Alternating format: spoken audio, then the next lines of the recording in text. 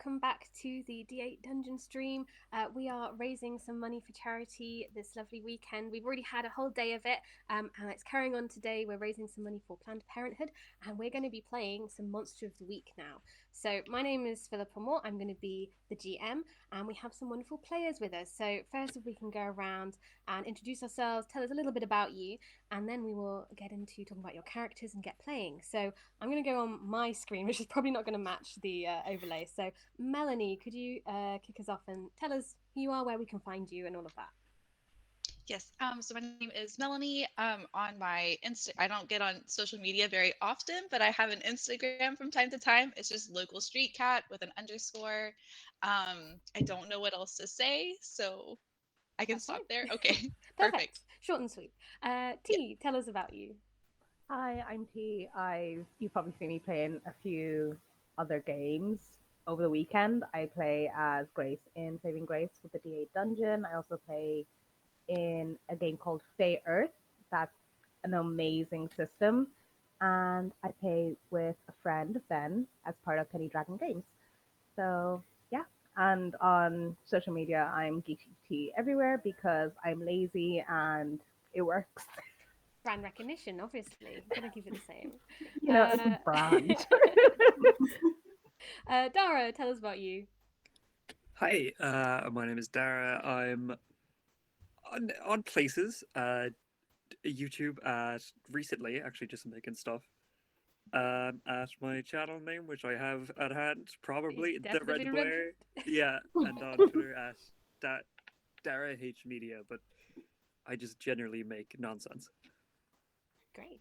And Bramble? So hi, yep, I'm Bramble, and It's what you told me, so I hope that's yeah, no, that's right. My Insta is I don't do much on social media these days. I used to be a TikToker. Emphasis on the used to, and I didn't get cancelled. I just ran out of videos ideas. Important. My Insta is Brambles Rambles with a Z at the end, so it's Bramble with an S and then Rambles with a Z. And I'm so excited to be playing. And please donate if you can. It's important. Yes, I was going to say, yes. I think we already, I don't know if we've reached our goal yet, but we're pretty close yesterday. So if you're enjoying it, even if you're not, please, do donate some money at some point today for a good cause. So with that being said, today, our session, we are going to be playing some Monster of the Week, which is by Michael Sands, which, if any viewers are not used to it, it is, we're talking supernatural, Doctor Who, Buffy the Vampire Slayer, that sort of thing. So our lovely monster hunters are going to be hunting a monster. So I'm just going to set as a little scene. Monster of the Week very much encourages us to imagine a sort of TV show. So think of like a crime, those like true crime shows where it's like, boom, boom, boom. We flash back to a sepia cut back 10 years ago. A tragic accident happened 1 week after the opening of the Splash and Fun water play park. Just 1 week after its grand opening, a young woman tragically drowned after getting her foot stuck in the wave pool grate.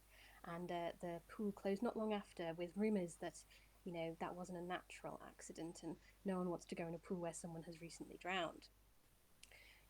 Now, 10 years later, a mysterious missing person has come up and is circling in some forums that some of our hunters may be perusing, looking for strange occurrences. A young man, Damien, was playing with his friends.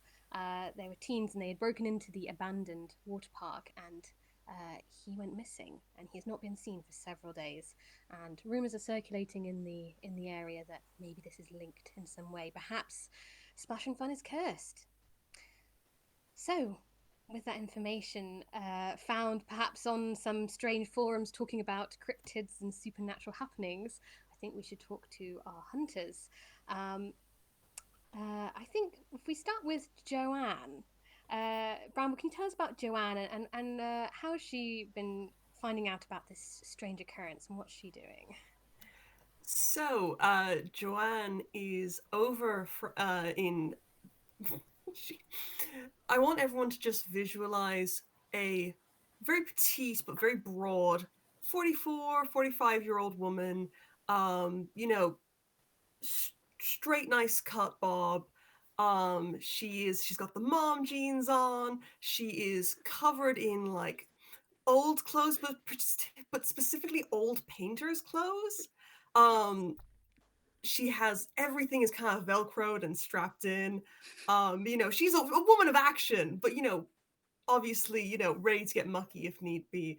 Of course. On her back is a sword that looks inappropriately too big for her, borderline out of proportion. You can't tell if it's just a really big knife and she's just that small, or if it is just a giant sword. And on her left hand is a set of bejeweled brass knuckles. They almost look like two wedding rings that have been like melted and seared together. And she found out about this through an online forum. She recently got into it because she desperately needed a hobby. So she's been doing some deep research on the topic, and by that I mean having a cup of tea and spending about half an hour perusing the internet after a quick Google search. Yes. And perhaps we might want to therefore talk to our next hunter who maybe sent you the link in the first place. Dara, do you want to tell us a little bit about Poppy? Hi, I am playing Poppy, resident unhinged conspiracy theorist. Describing her visually is just someone who eyes are constantly moving around. Just sense of danger. They could be anywhere. You've got to keep an eye out. Of course. Clothes wise, just imagine the loudest jacket you can. That is what she is wearing. The only Loudest word I can think visually of or auditory? is- auditory, I think. Just like the loudest material you could. Yeah, just completely unstealthy. full anorak. Yeah, but it's probably camel colored, so she thinks it's fine. Excellent. Poppy got into monster hunting through kind of just seeing something she shouldn't have seen, and went right down the rabbit hole. Found out about some people who wanted to go investigate, and had a sense of duty to help them out with her skills. Yes. I think Poppy. Well, I think you're probably all on the way to this investigation having been tipped off. So, Yeah. Joanne, what's your sensible car? What make is your sensible car? Oh, she is fabulous. She has this incredible pickup truck that is now it's beat up. If you ask her about when she got it, she'll joke and say that most of the pieces have been replaced so many times. It's basically a brand new car, so why would she get a new one? Of course. I'd say at least half of the team is probably sitting in the back part of the truck, not even where the seats are. But she says it's fine, like you Safe just in hold there. on tight. It's good for your bones to get shaken every once in a Yes, while. That's what she tells her exactly. kids. Exactly. So yeah, Poppy, you're sat in the back, and I think next to you, Melanie. Do you want to tell us about Murphy? Yes. So, do I go into like her archetype at all? Like, If do I you would mention like to, that? yeah, tell us what she looks like. Tell us a little bit about how she got into monster hunting and things like that. Okay, great. So, Murphy is she just looks real tired all the time. It's been throughout her entire life. Makeup, it's like, did you put that on yesterday, or have you been to bed yet? That's kind of what she looks like. Torn jeans, t-shirt, flannels, real simple, real practical. You never know when you have to run, but there could also be a draft. So that's what the flannel's for. Of course. Yes, naturally. And then, so Murphy has throughout her whole life been able to see ghosts and spirits and communicate with them. Real spooky, creepy, nice, fun, Halloweeny stuff. But the kicker, or the part about it, is that she can't always tell the difference between a living person and a deceased person. So she's always been looked at a little weird because she might be having a conversation with what people would assume is maybe like an imaginary friend when she was a kid, but she never grew out of it at times. Realized what was going on and then has kind of like tried to taper that back down as much as she can. She is also Joanne's niece. And came over from America to come hang out with everyone. Excellent, and hopefully do a little bit of monster hunting. Hopefully. Last but no means least, T, do you want to tell us about Tabitha? And is Tabitha in the has she managed to bag? Sorry, have they managed to bag the front seat or the in the back? Well, Joanne has put Tabitha, thankfully, in the in shotgun. Of course, like, 'cause obviously, she did the rounds to pick everyone up, so of course she was going to pick up like the family friend first. Of course, yes. Because you have like the adults table and like the kids table. The truck is a lot like that. So they're in the front. Okay, so Yeah. T, tell us about Tabitha. So Tabitha is in the actual business of monster hunting, being, a contact for some of the monster hunters from overseas and abroad. And they recently reconnected with Joanna through her husband, and they're down to help them figure this whole grief thing out, as well as help them find something that they're good at, because Tabitha has a really good intuition about people who are good in the business. So she didn't get any, like, they didn't get any sort of like warning signs or anything. So they're like gung ho with making sure that Joanna is kitted out to the most extreme and is going to enjoy this experience. And they're also excited to kind of pass on some knowledge to some of the younger ones, because it's their special interest and that's all they know how to talk, like that's all they know Yeah. what to do and all they know what to talk about. So they're in their element right now. Brilliant. So you're all in Joanne's truck. Joanne, what song is playing on the radio? Oh, of course, it has to be Coldplay. Of course. It has to be absolutely Blasting. like full. The radio's not great. She's not gonna lie. The radio isn't 100%. She hasn't figured. She doesn't know what Spotify is yet. No one's had that talk with her. Someone should really talk her through that. But anyway, no. It's the Classic. every once in a while the song kind of skips a little bit, and she's like, no, it's fine. Honestly, it's fine. It needs a minute, and she just elbows it as sharply as possible and starts playing right again. Excellent. So you've picked up on some rumors of a missing teen and some strange goings on in Splash Funland, which is in a nondescript English town, sort of in the sort of Midlands up north area. And from what you've been able to see, it seems to be located on one of those like industrial estates that also has like a gym and a couple of shops and things. And it obviously opened and then shut down almost immediately, but it was on the end of a row, so everyone just kind of left it. No one really wanted to take over the job of having to deconstruct a whole water park. So that's in your sat nav. Are you doing anything as you're heading towards this area together?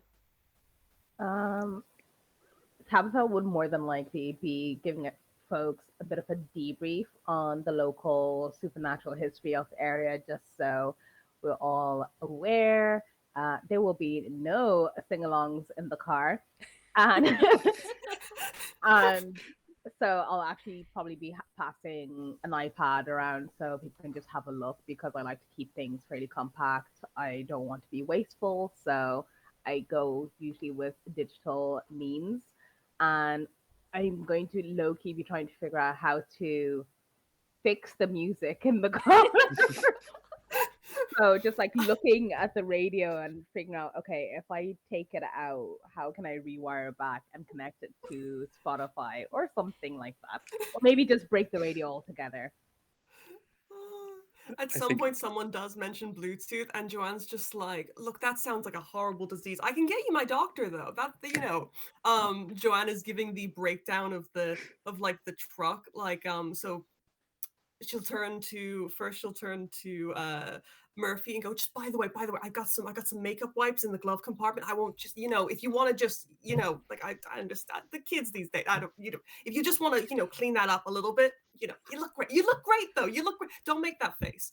And then she turns to Poppy and on the right and goes, and by the way, just mind that's the tarp. There's bear traps under that. Just, if we hit a speed bump and you fall on that, I'm just saying, that's how people lose a leg.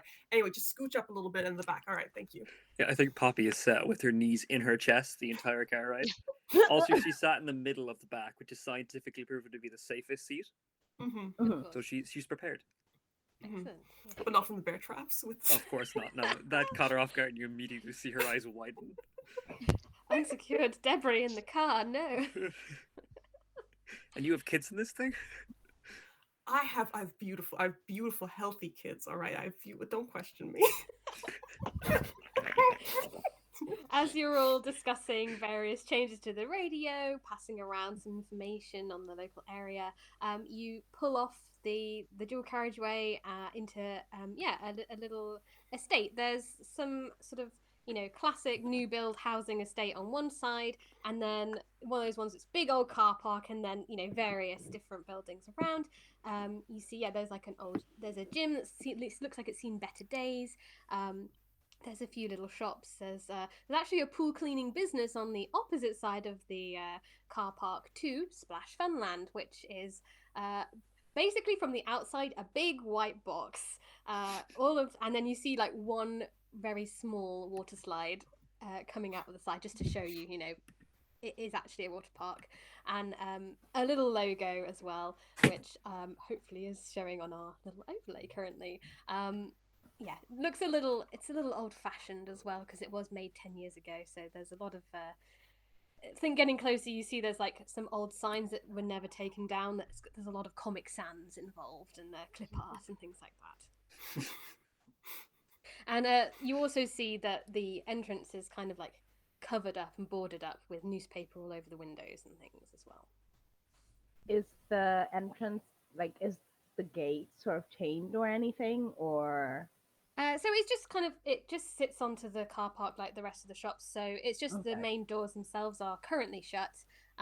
You can also see, I should say, like around the back of this area, there's like some paths that lead towards a little park area. There's a nice little canal going by.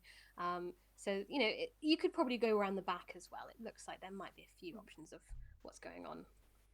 All right. Joanne kind of looks out and goes, "All right, so we parking in the front and we parking in the back, because I need to know now." In the 'Cause back. once this car stops, it's really hard to get it started again. Okay, we're going. This is not a getaway car, kids. Just to set the tone. Okay. All right, she drives around the back then to try and find a there's spot. some like the back zone where lorries could drop off materials and things, and you see that around the back is a lot messier. There's obviously some like pipes and things connecting it to the local water supply and stuff, and old containers for chemicals and things for the pool cleaner have been kind of hastily locked up a long time ago and now have rusted chains on them. But you can pull into a little parking space away from the building, and you can see there's also some back doors as well, which are more sort of staff doors, closed, but you don't know yet if they are open or not.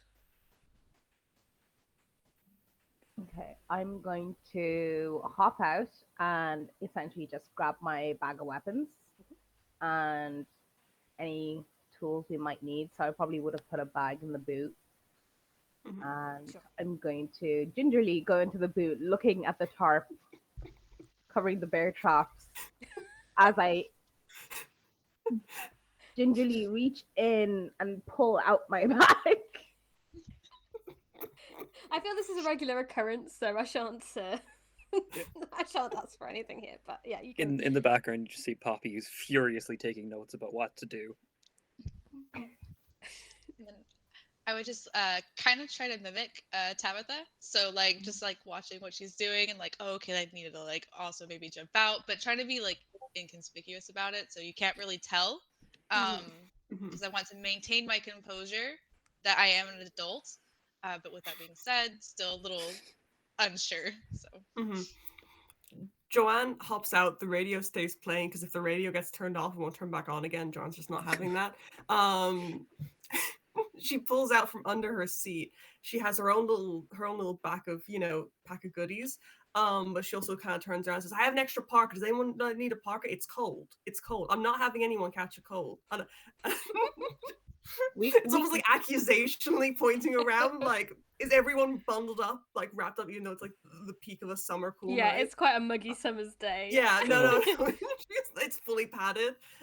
She like pauses at Murphy, like, "Do you want? It's okay. It matches the outfit. It does. It does. I'm No, good. No, No? it does not. Yeah. okay, but you I've can use I've got this. It's no. Your mother will kill me if you catch a cold, but I. Well, okay, let's put it this way. There will be a lot of moving, and chances are there may be some running, so we will be plenty warm, and a cold will be the least of our worries right now. May May. Emphasis on the may. I read into this a little bit, because my darling Judd, when he was 13, he ran away, and I found him in his treehouse. So, like this Damien kid, he'll be fine. We'll find him. We will find him. We will find him. We'll give him a stern talking to. But I'm not swayed that there are monsters here. I'm just saying. Tabitha's eyes are going to like kind of glaze over a little bit over the mention of the kids, and I'm just like, oh, okay. This is why I don't have children. I just say let's go. Let us go. We'll find out if Alright, there's come on. monsters or not. Come on, kids. Poppy just leans into Joanne and goes, I heard about Damien. I heard he's got goat legs. No. These kids, what are they doing to themselves? I don't know. Hunting. That's just the word. If you wanted, you could have been doing a little bit of online research. If someone would like to do investigative mystery, to have been, doing a little bit of Googling, a little bit of looking online, you'd be most welcome to. I will definitely start investigating this mystery, and that's probably what I would have fixated on as a sanity point in the car. Yeah. To avoid this into Coldplay.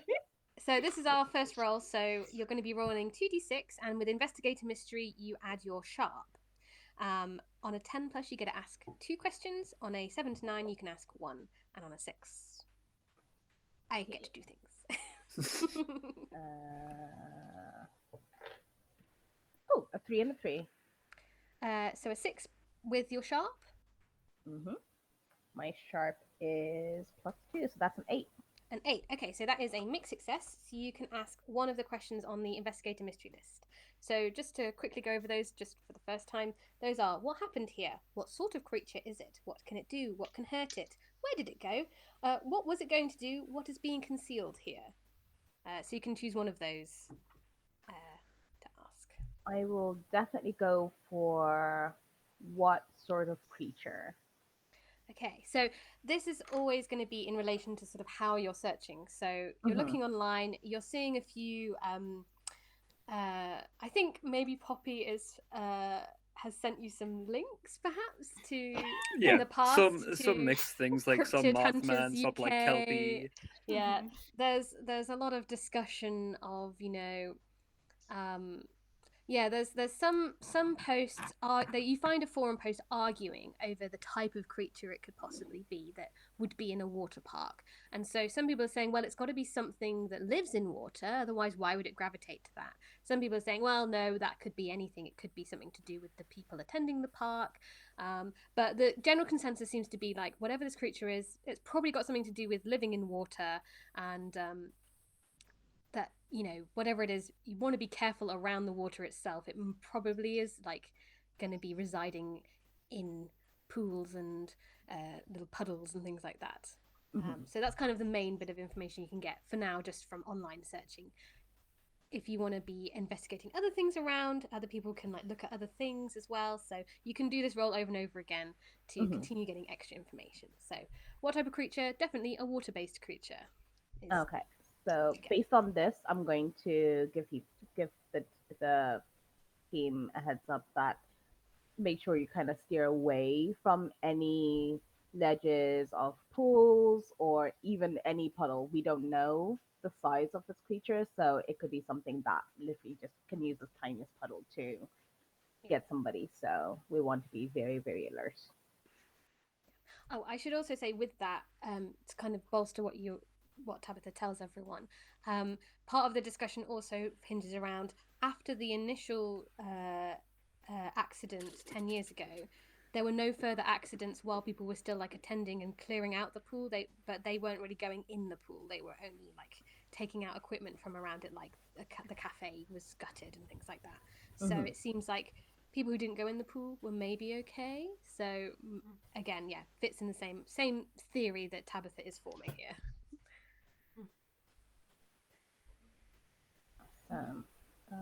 I probably will want to also get more details on what actually happened here. Sure. This might be good for Poppy has a move that can be rolled at the beginning of the session, which Connect might be all quite the fun. dots. Yeah. I'm just thinking that might be appropriate, seeing as we're at the beginning of the session. Okay. So connect the dots at the beginning of each mystery. You look for wider patterns. So this could be kind of seeing if anything links here, and then you can ask some questions. So it's 2d6 and you're sharp. I rolled 6 and a 3 plus 2. That's 9, I think. A 9. Okay. No, 6. That's 11.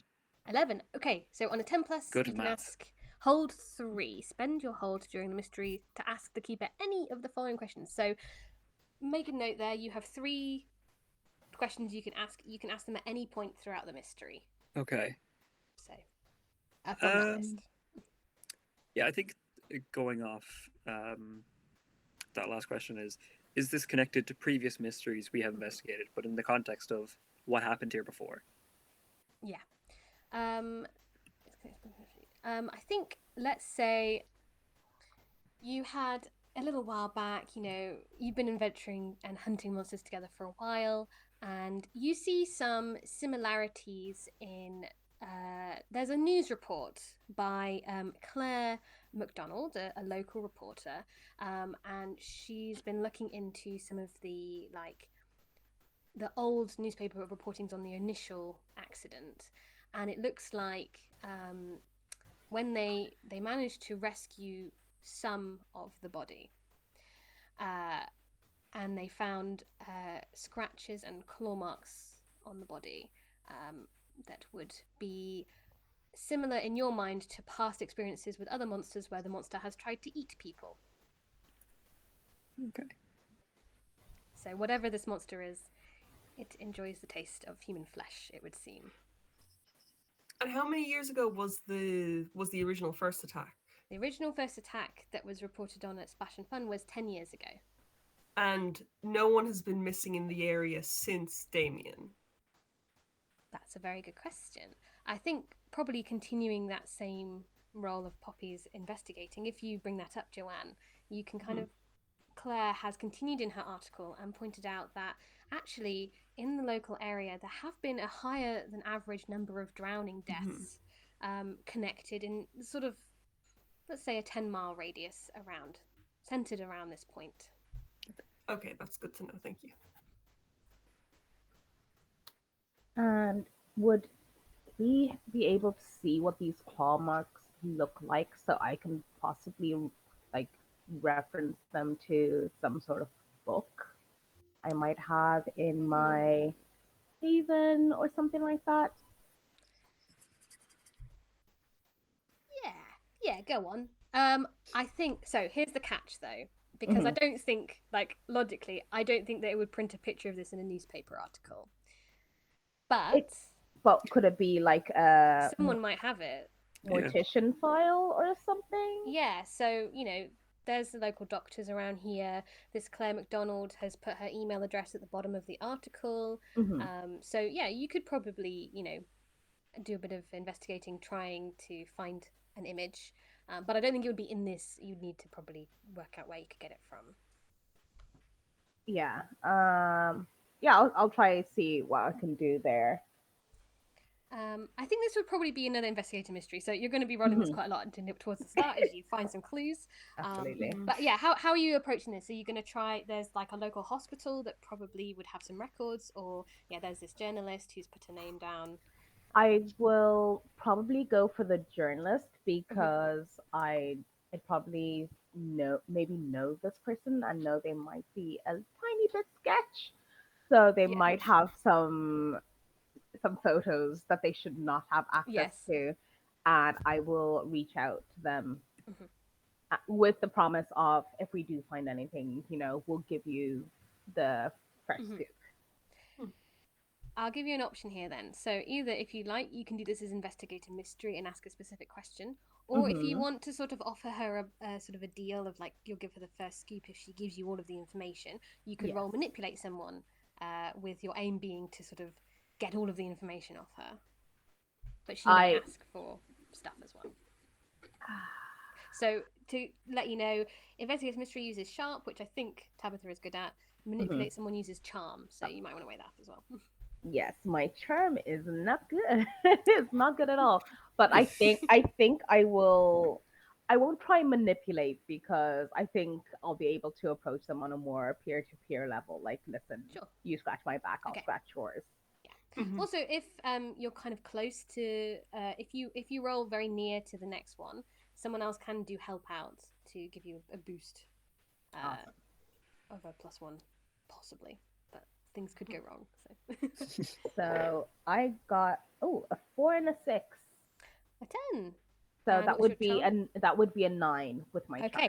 charm. So this is actually a perfect example of that. So a 9 is a mixed success, but one more would put you into 10. So if someone could think of a way to help out, they could try and help, which would be using their cool to sort of give some suggestions. But on a failure, they may open themselves up to some trouble in some way. So.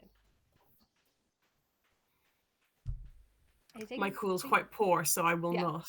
Yeah. I was trying to think if there's something. No, but no, I won't risk it. Yeah. Okay. In that case, Mhm. so on a 7 to 9 on manipulate, they'll do it, but only if you do something for them right now to show that you mean it.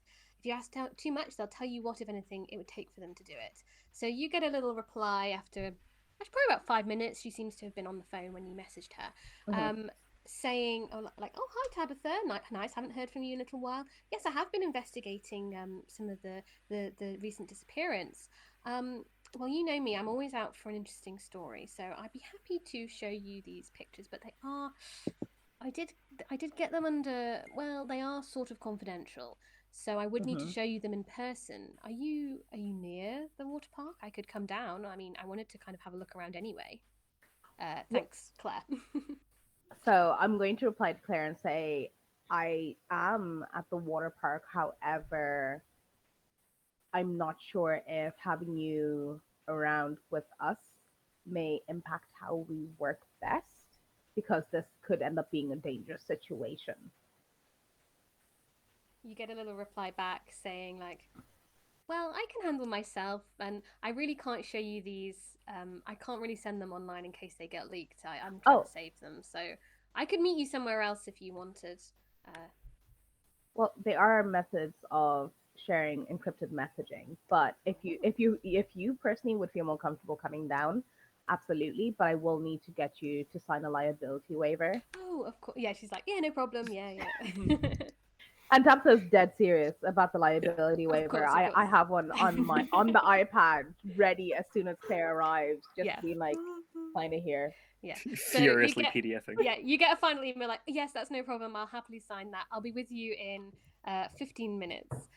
So yeah, she's on her way. She'll bring some information and photos.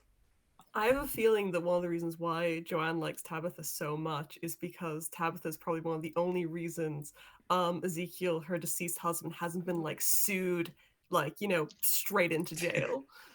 Yes. Like so many lawsuits that Tabitha just helped like mysteriously disappear.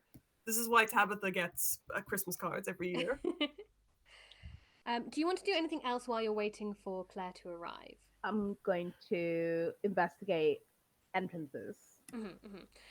You see around, so the back entrance is a sort of staff entrance, and it has a sort of a rusty padlock and chain over it, just sort of closing it off.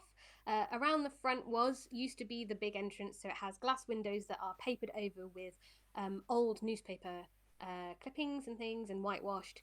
And the doors are also, they're just locked, just with a normal lock. So you jiggle the handle, it doesn't immediately open. Hmm. There are some gaps in the newspaper as well, and you can kind of look inside to see a reception area. There's like the old, when you go to the swimming pool, there's always like the stands with the little kiddie swimsuits and things, and they've been kind of hurriedly stripped down. And there's a little entranceway, and you can see signs towards some changing rooms, but it's kind of dark inside. Awesome. I'm gonna try it. I'm gonna try one of the doors. Mm-hmm. It appears to be locked, but it's kind of quiet around here. Anyone pretty adept at lockpicking? If not, then I can still get us in here somehow. Do the doors have glass panels? Yep. Okay. I would like to try picking it. I have a butterfly knife, which is kind of small enough. Sure. This kind of is a general thing. I think so. There's not many people in this parking spaces at the moment. But obviously, like if you took a long time to it, someone might notice you. So what I'm going to say is, if you want to act under pressure, which is to try and keep your cool and do this quickly and quietly without drawing attention. So this is rolling your 2d6 plus cool. Okay. 5 and a 2 plus 1, that's 8. 8. Okay, so you're going to be able to do it, but I give you a worse outcome, a hard choice, or a price to pay. Okay. Okay, so I'm going to give you a choice. Either your butterfly knife can get a little bit mangled in the lock, and you're going to need to sort of like bang it out straight again for it to be able to kind of work as a knife. Otherwise, it'll just be blunted, won't be as sharp. Or I think in doing so, you jostle it a bit and like break off the handle, but you're able to open it, but it's just going to like swing open and be obvious that it's open. So blunted knife, or very obviously someone has opened the door and gone inside. I think I'll take the dulled knife. Okay, cool. So mechanically, that doesn't do a huge amount, apart from just like if you're trying to like stab something, it might not work brilliantly, and there might have consequences in the future. So we'll keep this in mind. So yeah, it puts the butter knife in butterfly knife. Exactly. So you can open this door. It hasn't been oiled in a long time, so it's extremely creaky. And yeah, inside it's also quite warm. You know, it's a hot day. There's no aircon. It's quite muggy inside. And yeah, as I said, an empty foyer. You see also behind the reception desk there is a door leading to what looks like it would be a staff office area as well. And then down the hall there are signs for changing rooms. I'm going to hand out flashlights to everyone. Mm-hmm. So I'm just going to start pulling them out of the various pockets in my coat. And just like, I'm like that dude from Hercules who's like, want a sundial? But it's flashlight.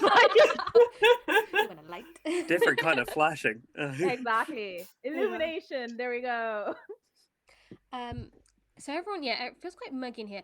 Murphy, it feels a little cool in here for you. You know, you're used to kind of weird temperature fluctuations, being in tune with these things, and you feel like there was a death here, which you know is true based on obviously the reports as well. Someone died here at some point. In fact, you feel as if there were at least 2 deaths at some point in this building. Would I be able to see anything like indicating that, or it's just like a feeling, like I can just I think that's what it depends. Do you have any moves in your playbook that would let you do something like that? Or maybe you could try using magic in some way to kind of pick up on anything. I have the sight, which allows me to see invisible, especially spirits, and magical influences. Cool. Okay. You kind of tune into the sight. Do you have to roll anything for that, or is that just you have that? It's for, let me see. A little spooky, aren't you? When I have to investigate a mystery. Okay, cool. Okay, so if you wanted to roll investigate a mystery, and then any information I give you will also factor in the fact that you can see all of these supernatural elements. So investigate a mystery is with rolling with your sharp, and you can choose which questions you ask. And it's 2d6? That's right, yeah. Okay. So I got a 6, and my sharp is +1, so a 7. A 7. Okay, so that means you can ask one of the questions on the investigate a mystery list. Okay, so I would ask, well, since I would feel that there were likely 2 spirits, that's what I would ask, like, did anything else happen? So you can ask a specific question from here, but frame it through what you like. So there's what happened here, could be quite good. Yes, so what else happened here? I guess would be another way to phrase it. Or another option, what is being concealed here, could also be useful, up to you. Oh. Let's do what is being concealed here. Yeah. Mm-hmm. So you look around, everyone else you're seeing a kind of a bland not 90s now, early 2000s entranceway. Murphy, you tune in. Is it like sort of third eye? Is it just like sight time? I would say like my eyes would probably just kind of like roll into the back of my head a little bit, like kind of creepy stuff, you know? And then I'm just like very still. Yeah. Okay. So you still. And you kind of reach out, and what's been concealed here, you see through the changing rooms, you see in the distance cool patches, which you associate with. Possibly there may be ghostly activity, which you think there are sort of two patches. What is being concealed here? Also, you see sort of reaching out where you'd expect the main areas of the pool to be. There's a little bit of sort of like magical activity, it looks like, on the surface of what would be the pools, but obviously you're kind of like having to extend that sight out, and you can't sort of yet see what it should look like in real life. So you can tell that there's definitely some sort of magical activity going on, and it seems to be throughout that main part of the building, almost sort of blanketing various bits of pools and anywhere that it looks like it would be in bits of water. Okay, so I would relay the information over to everyone once I just kind of come to, just acting like nothing even happened, if anyone noticed anything or whatever. So I would turn to the team and just be like, "Hey, I've got a pretty good intuition that something's happened around the changing rooms. I think we should start there with searching things out." Okay. Do you want to lead the way in case one of your friends shows up? I was thinking you could lead the way, and I'll just be right behind you. Okay. Mhm. Tabitha Okay. is not going to think twice about that, and because this is what they do, and just charge ahead. Mhm. Poppy doesn't know you can see ghosts, and just goes, "What friends? What's going on here?" Joanne takes out like a little Christmas tangerine and passes it to Murph. He's like, "I'm so proud of you. You're such a good, you're such a good niece. You're so bright. Has anyone told you that? You're so bright. You're so bright. Let's go." What's a Christmas tangerine? Yes. You don't get those at Christmas in No. the stockings. You get a chocolate Santa and you get a Christmas tangerine. Like it's like a tiny like orange. I know what a tangerine As Okay. is. I opposed to didn't a know- normal tangerine? We just Yeah, didn't but like know it's that like it was a special at Christmas. yeah. Is this not a tradition for you? Anyway, irrelevant. I've not No. emptied my stocking before, actually. Joanne to be fair. has tangerines in her bag. She also has apple slices, but those are for later. Those are That's for later, afterwards obviously. with some peanut butter. But for now, as a little pick me up, a little bit of vitamin C. All right. Does anyone? And she's like, if anyone does anything else impressive, you go. Actually, you know what? Poppy, you get one too. You pick the lock. Here you go. Poppy again is more confused now as to what a Christmas tangerine is. Just take it. Just Yeah. Yeah, she Just does take these it. things. just munching on it, Just just being Don't confused.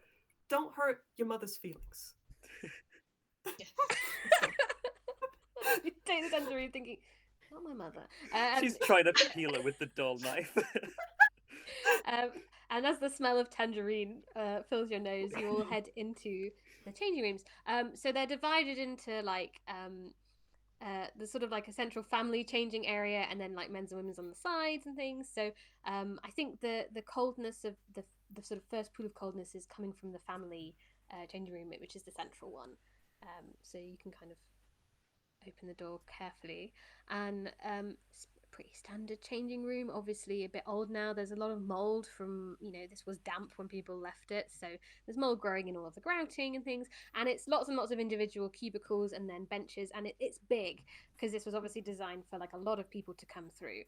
So there's rows and rows and rows of these little changing cubicles and things as well, and lockers as well along the side, and you can see a sign at the back that's like saying entrance to the pool as well. Can I would check like- out the lockers to see if I find anything that like would have belonged to Damien or anything? Sure. Yeah, I think you can do that. Looking through, most of them are just hanging open empty. A few, obviously people have come in before and like messed around here at times, seemingly similarly to what Damien may have been doing with his friends. And so there's some like scribbled writing, and after like kind of going through a few, you find one of the the really big ones that you get at the bottom when you've got Yeah. the family one, and scribbled on it is like Damien, Kai, and Ash were here. Damien fit in the locker, lol. Like scribbled on the door. Can I ask So, a okay. second question then from my list? Sure, yeah. It says, "How does this mystery connect to the bigger picture? Where are these two?" That is a great question. As you are thinking that to yourself, you all hear splish, splash, splish, splash. Two sets of footsteps in the coming from the main pool area. And you All hear a right. little bit of laughing of the voices of two teenage boys. I would just start kind of walking towards it, like not even thinking about it. Just, oh, there's a sound. I hear something, and just kind of like, It's maybe. almost like an instant you just look at Poppy and she suddenly has a gun in her hand. She's just prepared. Jeez.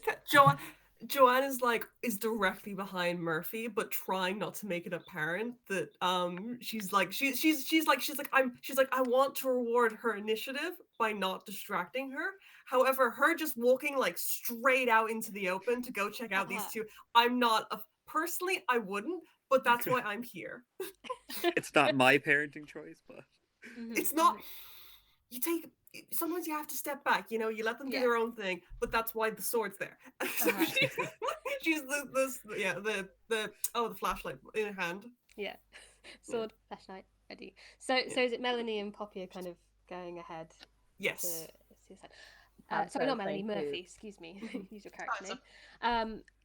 So yeah, you kind of like head and you see it's got the classic pool thing of like wash your feet in the water, but it's all dried up and you can see there's just little bits of like moldy water just at the edges of what would have been this cleaning pool, which leads out into if our lovely producer could show us the map of the water park, leads into the main area of Splash and Fun, and as you're kind of rounding the corner you see there's kind of like the entrance area, there's like a little cafe that's long been abandoned, and then the tiles drop off to the main water park, which it looks like when you would have attended you would have been able to sort of walk between the different pools and jump in and kind of like just wander about and have fun. So you see a big tide pool, which is now mostly empty, but there is like a layer of scummy water still sort of pooled in the deeper end.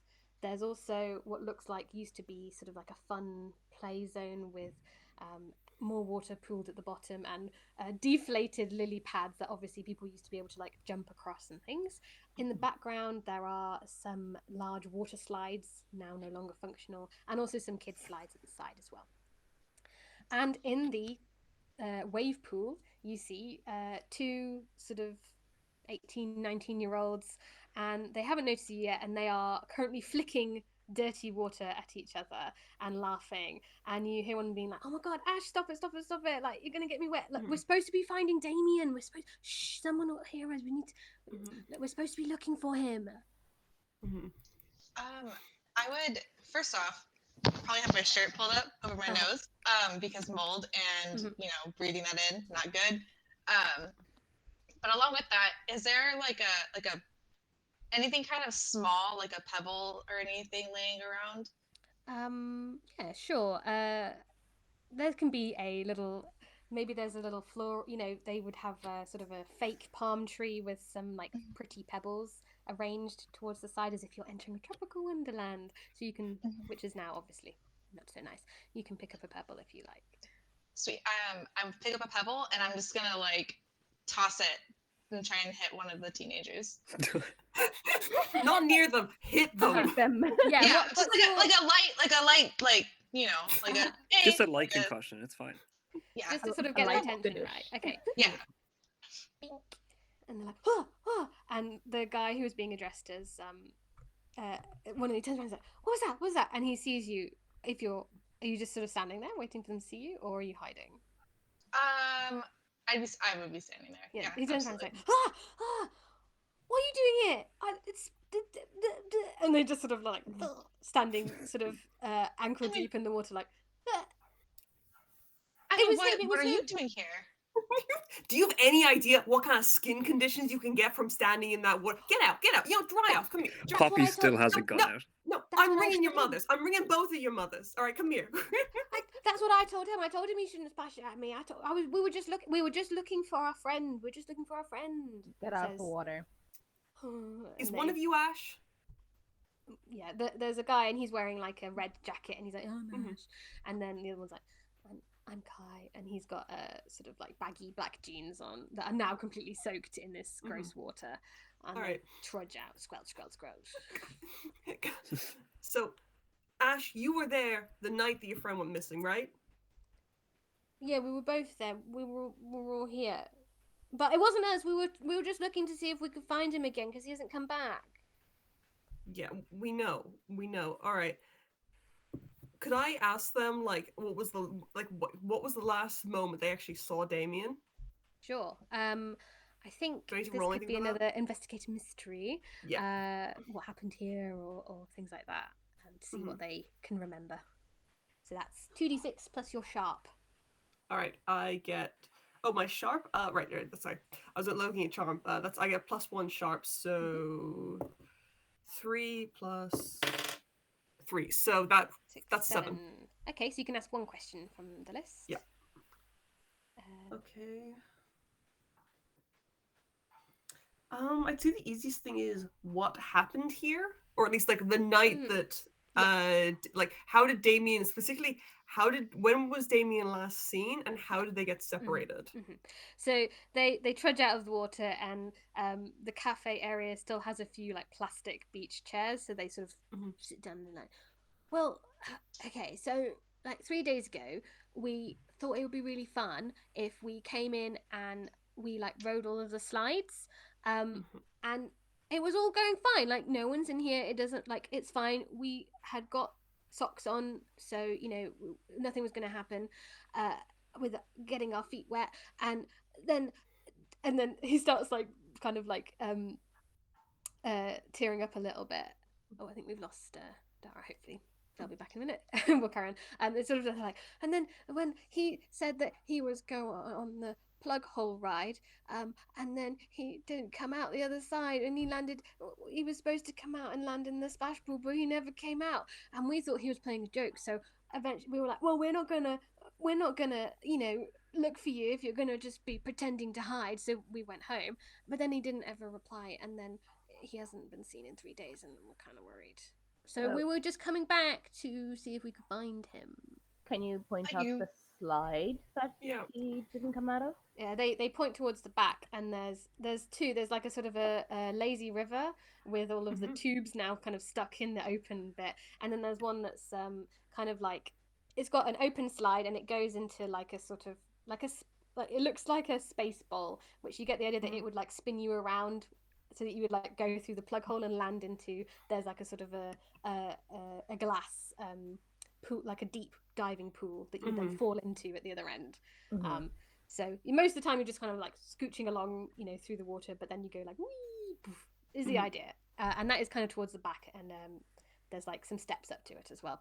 There's also some old hot tubs and things that are obviously no longer full of any water. All right, well. I take out like 2 tissues to give to both of them because they're a bit teary-eyed, and I go, all right. Okay, so you didn't hear him yell at any point. Didn't sound. There was no. He was just in the slide 1 minute, and the next minute, just silence. Yeah, I mean, he went in the slide in the first place because he wanted to show off, but also we did hear a weird noise, kind of from up there. There was like a weird scratching noise, but also, and then Kai kind of chipped in. He's like, I said it was rats, but like, you know, like it could be anything. Like what lives in this sort of building anyway, you know. But what kind of socks were you wearing?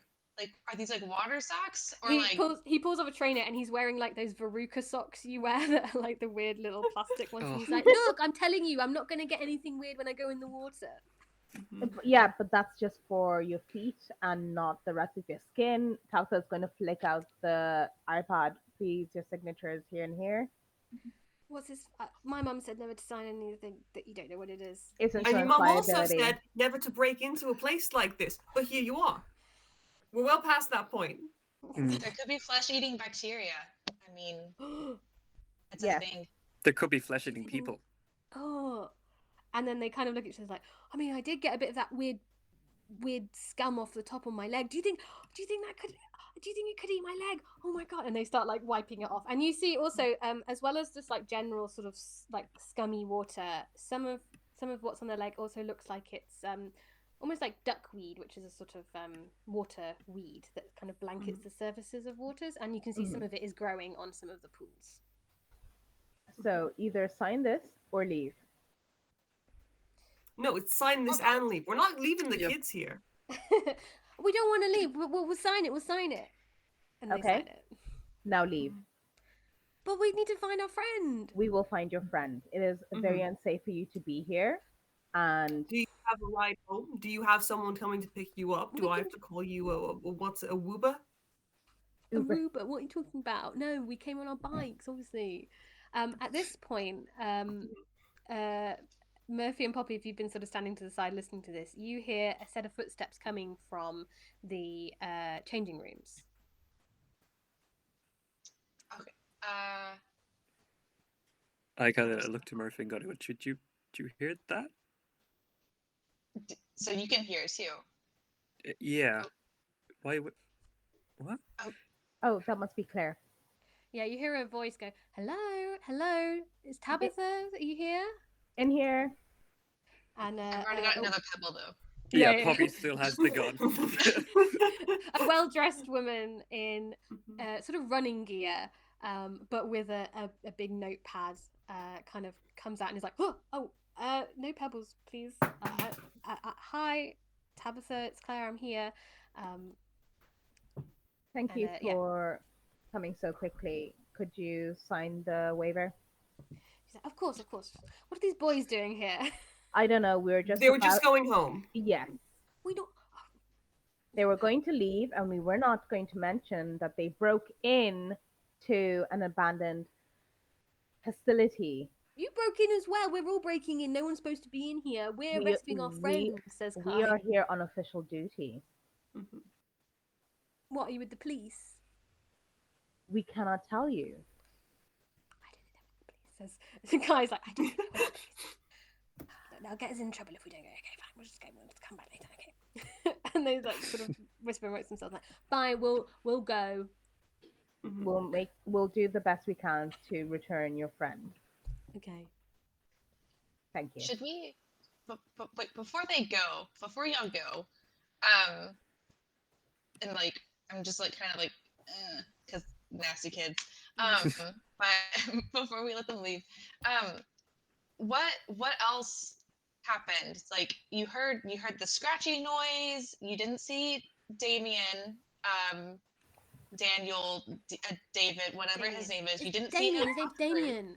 Damien, yes. Okay, Daniel. So we didn't see him pop through out of the slide. You heard the scratchy noise. And was there anything else? Was there like a glowing? Was there a temperature shift? Was there someone talking to you? Anything at all? They're kind of like, like there was. Well, Kai kind of looks at Ash and he's like, "Look, I know you said it was just us, but I definitely thought there were more ripples in the water than there were before. Like we were standing at the edge like we were just now, like standing in the pool, and I think that the wave pool was on. I'm sure it was on because it started going like this, and we were not moving, so we shouldn't have had any ripples, but there was ripples." Okay. And do you have cell phones? Were you like, taking videos for your friends? Mobile, yeah, we have mobiles. Yeah. I was actually doing a dance, but I didn't post it because that would be inappropriate when your friend is missing. So yeah, Can I see them? Can we see them? Kind of embarrassing. It's fine. You know what's more embarrassing? Me ringing your parents. Okay. And they take it out. And what I would suggest is either when you're watching this video, it's like a little like video they've filmed of them doing like a little dance, it's classic, like they're not really trying very hard and they're like laughing, but in the background you can see you can see the plug hole slide and you can see some of the stuff. So if you wanted to either investigate a mystery or read a bad situation, there's some questions that you could ask while watching this video if you wanted. I would. I guess try to do the read a bad situation, and then what I don't know if I would have to like roll first, but is Damien in the video with them, or is it just the two of them? It's just the two of them, but they're filming in the direction. And Ash explains that we were doing like some dances and stuff while we were waiting for him to come out the plug hole. Okay, cool. So that's 2d6 plus your sharp for read a bad situation. okay.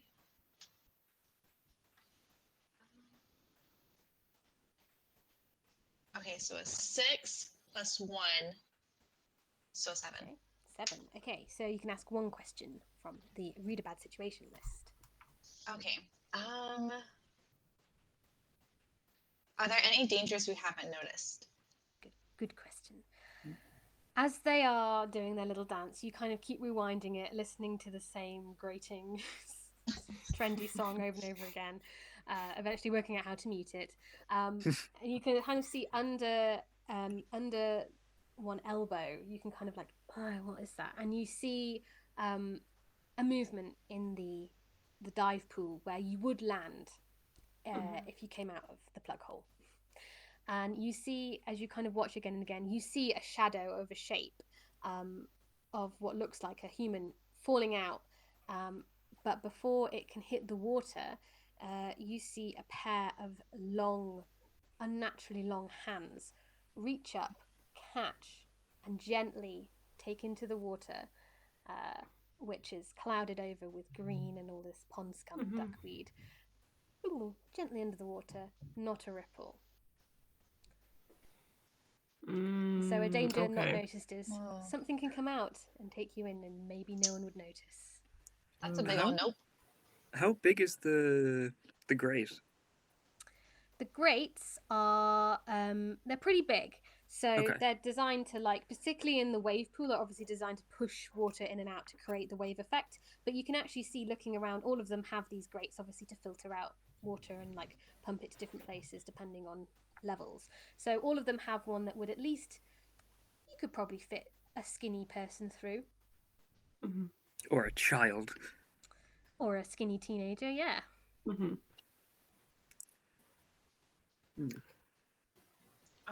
I'm looking at the skinny teenager. Yep.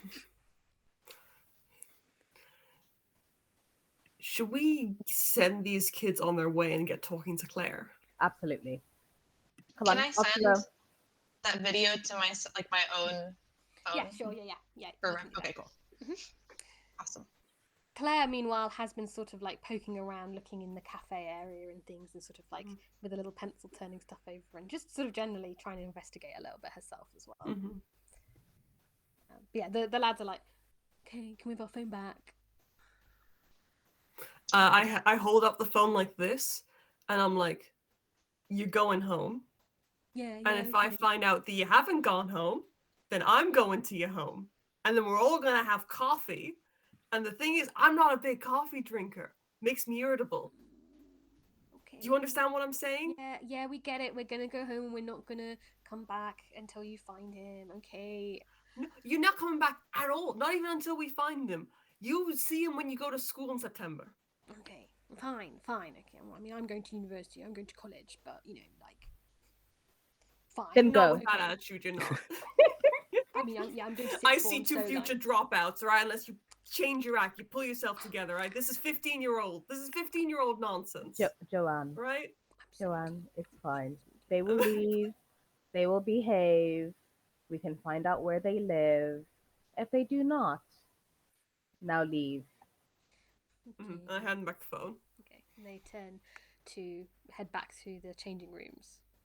I would lean to Poppy while Joanne's going on her thing, and I'd be like, you should really see her when she drinks coffee. She does like this like twitchy thing, and I don't know why. Her eyes get two different sizes, pupils all dilated. I don't know why. Is that what happened to the radio? I don't want to talk about the radio. Okay. Poppy just is now putting the gun away, by the way. Just had it the entire time. Yeah. Claire, who's been sort of poking around a bit, has been sort of eyeing it every now and again, like, okay. I think she kind of forgot it was in her hand for a while. She's like, Claire, I got scared, took it out. Sweetheart, so sorry about that. So sorry about that. We weren't expecting to find, this is like a party. This is like, honestly, everyone we know is here. Come here, come here, come here. Hi, hi, Nice hi. to meet Yes, you. Nice yes. to meet you. Nice to meet you. She shakes all your hands. Mhm. And yeah, she's like, okay, so you've had a look around. You've met, yes, those boys. Yeah, Yes. they've been. She sort of shows like she has like a little folder with her, and she says, yeah, they've been chatting all over Facebook and stuff about their friend going missing. So I'm not surprised that they were hanging out around here. Can I see those images, please, Claire? Yes, yes, of course, of course. And she hands you the folder, and she says they're quite gruesome. So just be warned. Oh, that's fine. And you see a file. She's managed to basically get a photocopy of some medical records, which is very, she shouldn't have those. And you see that it is a file for, a young sort of 20-something-year-old woman, Aaliyah, who it sort of says that the main cause of death on the file is drowning, but it says secondary, like abrasions. And looking through, you can see that the bottom of her legs has been sort of like torn away, basically. And it has a note in the file that her leg, according to the investigation, got stuck in the grate of the wave pool. And what the coroner thought happened was that in getting stuck, it got stuck in the machinery and just basically got kind of chewed up and messed up. But looking at the photos closely, you've kind of done this sort of stuff with other monsters before. You think that this isn't just machinery. You think that some of these marks look like claw marks and maybe bite marks of something with a row of jagged teeth. Do any of the claw marks look like they'd match up with the claws that we saw in the video? Yes, very much. They are quite spaced apart, as if they are a pair of very large elongated hands, as if the fingers are much longer than a human set of fingers. Okay. I'm going to take this in. I'm going to take pictures on my own. Yeah. On my iPad. And Claire leans over and is like, please do not share this with anyone else. Claire, when have I ever shared anything that's confidential? Hey, you made me sign the waiver, I tell you not to share. Of course, of course. So don't worry, they will not see the light of day. I will make sure once I'm back in the Haven, they will be printed and taken off the iPad. Great.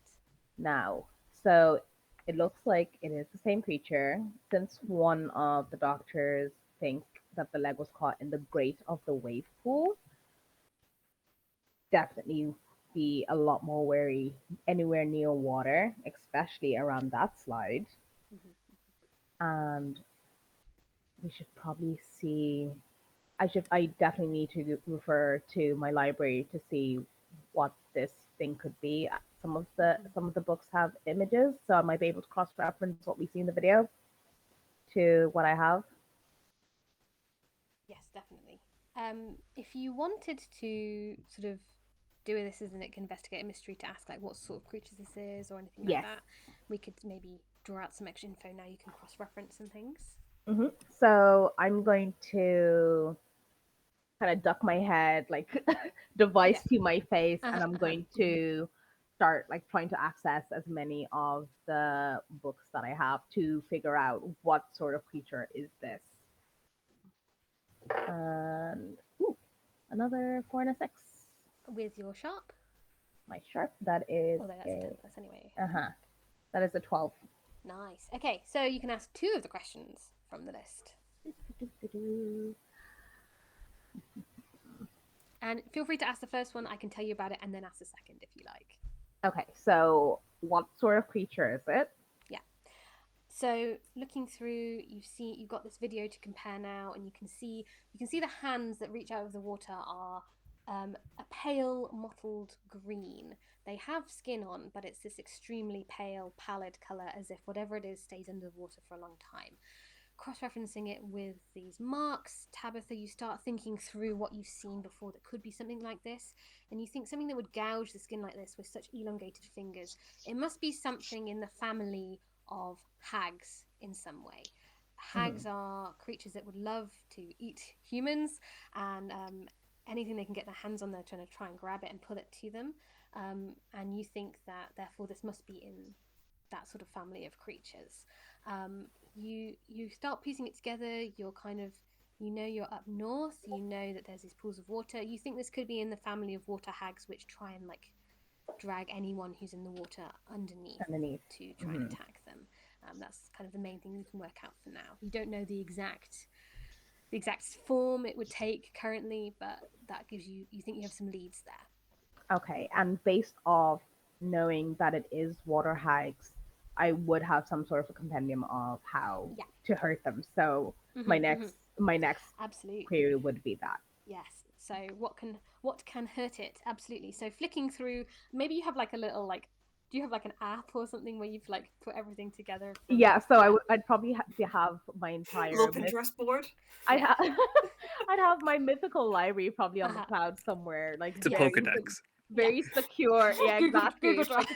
It's a supernatural Pokedex, and it's Who's that monster?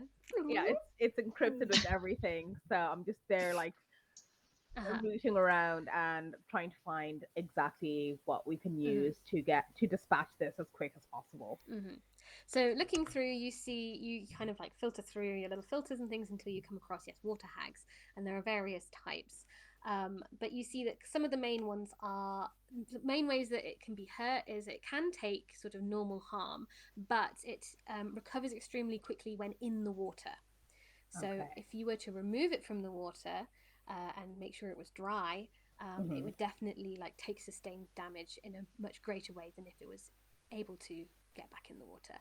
You also see that because a hag is a sort of a fey creature, they can be affected by the usual things that hurt fey, such as silver and iron. So those are its sort of main weaknesses, basically. And you all know, as monster hunters, monsters often have regenerative powers and cannot be truly vanquished until you know its full weakness and use it. So you think this information is quite important to act on if you were to come across it. Yes. So naturally, I'm going to relay all this information as I find it. And I'll want to kind of take a stock of all of the weapons that we have. And I will also want to search the vicinity for where they keep their maintenance equipment to see if I can find the pool drainer. Sure. Yes, absolutely. I have a suggestion, and it may or may not work depending on what's actually in the area. Number one, are there any like, because in my mind with water parks that there are sometimes those like display barrels around.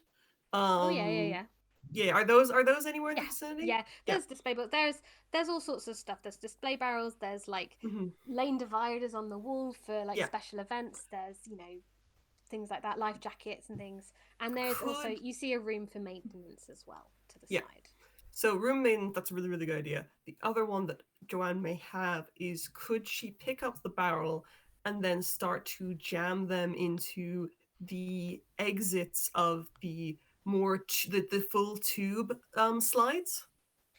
Yes, although they are kind of more towards the back of the space, so you would have to kind of go off to do that if that's okay with you. Because I think that might be that could be a good option because it could limit where the hag could go. Absolutely. Kind of start to block her off in certain directions so she can't escape through the slides. Sure. And while we try to drain the water.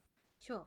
Okay, so you're going to start rolling some barrels over. And so the main ones are there, as I say, the lazy river, which leads out into a pool. And then there's the plug hole, which leads to this sort of dive pool. Yeah. And then there's like multicolour like racing slides that you would all go on together. So the little multicolour racing slides, they're pretty easy to block off because they're kind of their own contained system. So you can do that quite easily. Heading over to the lazy river, the slide entrance obviously is designed when the pool is full to just shoot you into the pool. So it is kind of like, if here's the pool, here's the entrance to the slide. So you will need to like lean to try and do it. And there is a little bit of water in the bottom. So what I'd suggest is that you roll a little act under pressure to do this without falling in, dropping the barrel, things like that. So that is your 2d6 plus cool. Okay, I get 0 cool. I put everything into tough. Excellent. Okay, right, here we go. So 4. Good. And a 6. Ah, A 10. You do what you set out to do. Oh, Mhm. Joanne, you're used to this. You're used to carrying various bits Oh, of the piece. she's Car like- seats, big weapons, no problem. Oh, absolutely, yeah. Yeah.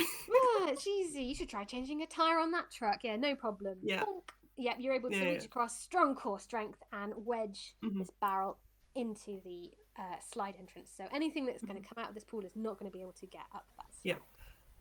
And as like she's doing it, she's like muttering to herself. She's like, because I want to sneak. I want to be quiet and quick and easy. Poppy did such a lovely job being sneaky about locking the pit. But those kids ruined everything. They were talking too loud. They were splashing. The hag knows we're here. It's too late. Let's just start cutting her off at different points.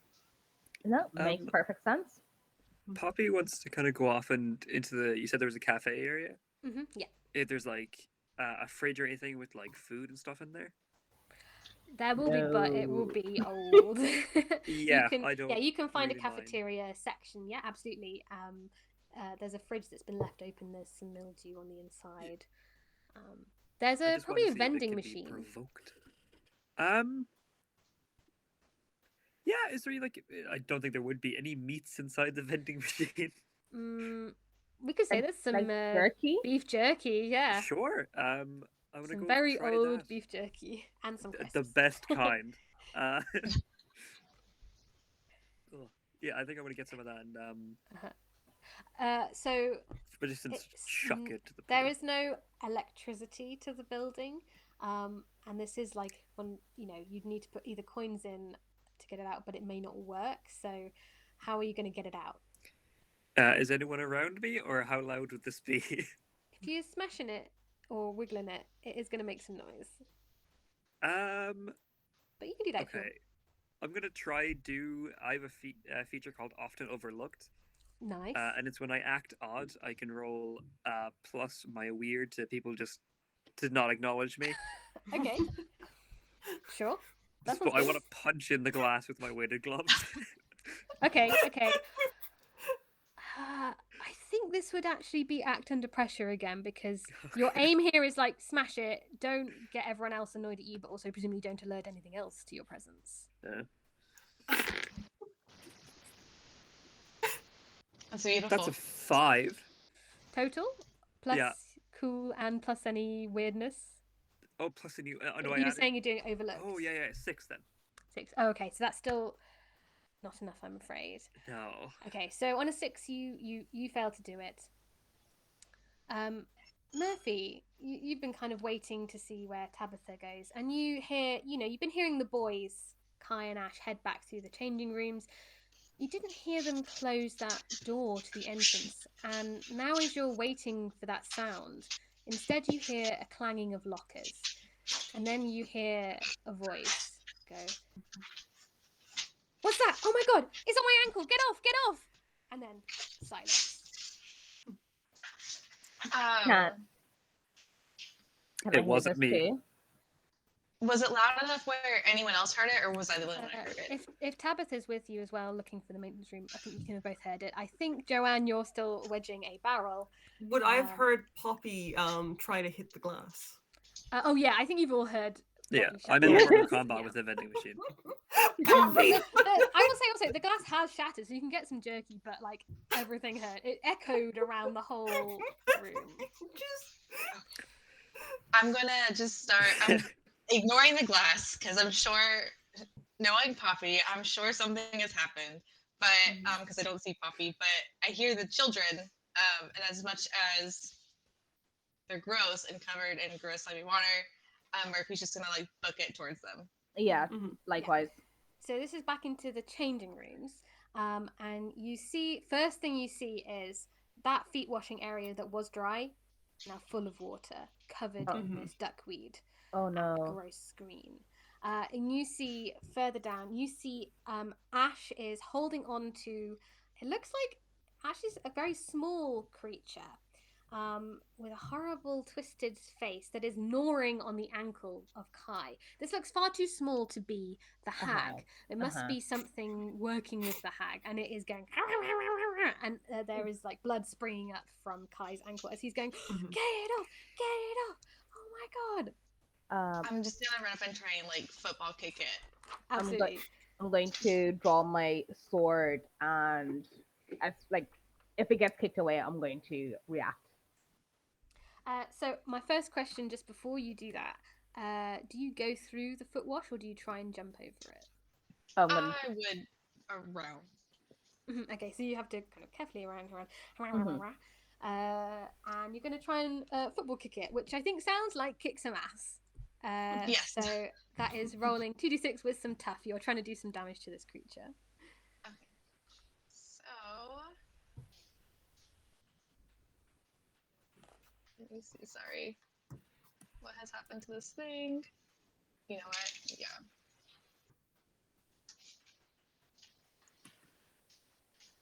Okay, so I got a 8 plus Nice. tough was right. Yeah.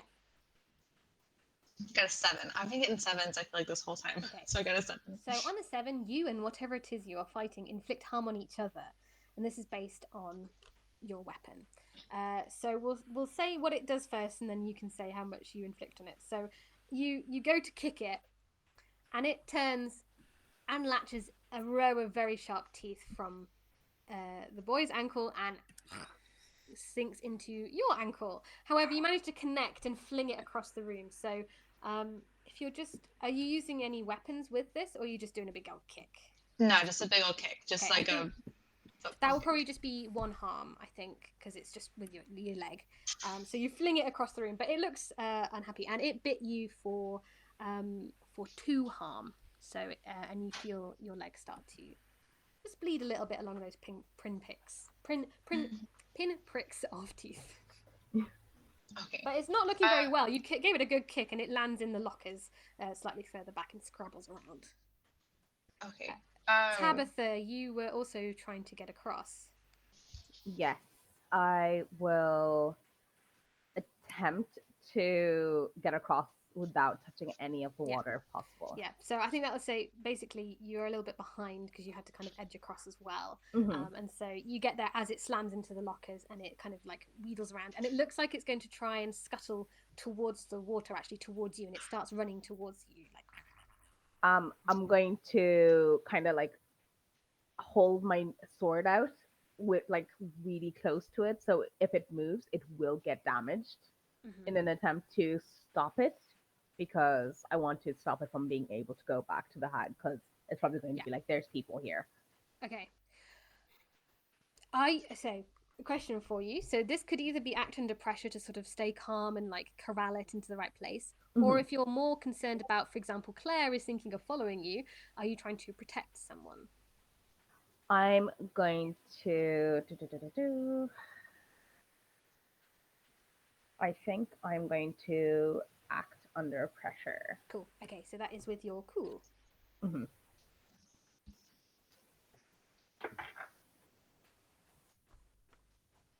That is a 7 also. Okay. Worst outcome, hard choice, or price to pay. You can have it stay in place, but it is gonna have darted forward a little bit and bitten you on the ankle if you'd like it to stay in place. Otherwise, it's gonna get past you. I will have it. Like, Okay. So it's very fast. It's got these sort of webbed fingers that on the slightly moist changing room floor go, so it's able to go, and it manages to get in and bite at your ankle for again 2 harm, tearing a little chunk out of your calf. But then you manage to sort of skewer it with your sword to keep it in one place, and it kind of lets out a little like, but you've got it kind of stuck where it is currently. And Kai and Ash are sort of scrabbling back, one holding their leg, and they're like, oh my god, okay, we're really going now, and they start to sort of try and run away through the doors, but you've got this strange small creature cornered currently.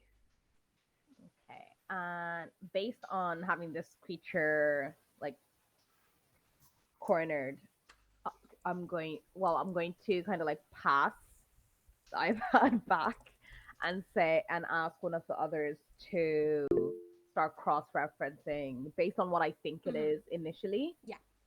So I'm going to try and remember from memory. Yeah, I think having I think having scrolled through your little Wikipedia already, you recognize this as a Grindylow, which is a small creature that lives in a lot of northern rivers and lakes that likes to gnaw on people's toes when they go swimming. And in this case, it appears to have some sort of, like reciprocal relationship with whatever the larger creature is that is here. So it's probably sort of it's feeding on whatever Is left behind. is left behind. Yeah. So in this case, Yeah. a teenager's leg. Lovely. Yeah. So based on what I know of the Grindylow, do I know what could hurt it or contain it? I mean, you see there's a lot of lockers around here, some with keys still left inside. You think as long as it's not in the water, it's going to struggle to kind of like it looks like it's sort of amphibious, but it needs to stay wet quite frequently. Does it look like the water that's by the foot wash would eventually reach those particular lockers? Actually, no. Are there any top lockers that have locks and keys? Yeah, there can be one on the top that you can, that lock, yeah. Yeah. So I will grab it. I will probably wrap it in some discarded layer of fabric that's dry, Sure. and throw it in the locker and lock it. Yeah, absolutely. You hear from inside the locker. Yeah. We're all having a tough day. Yeah. And on that, I want to inspect the bite wounds that people have gotten. Yeah. These look much smaller than the ones in the photos.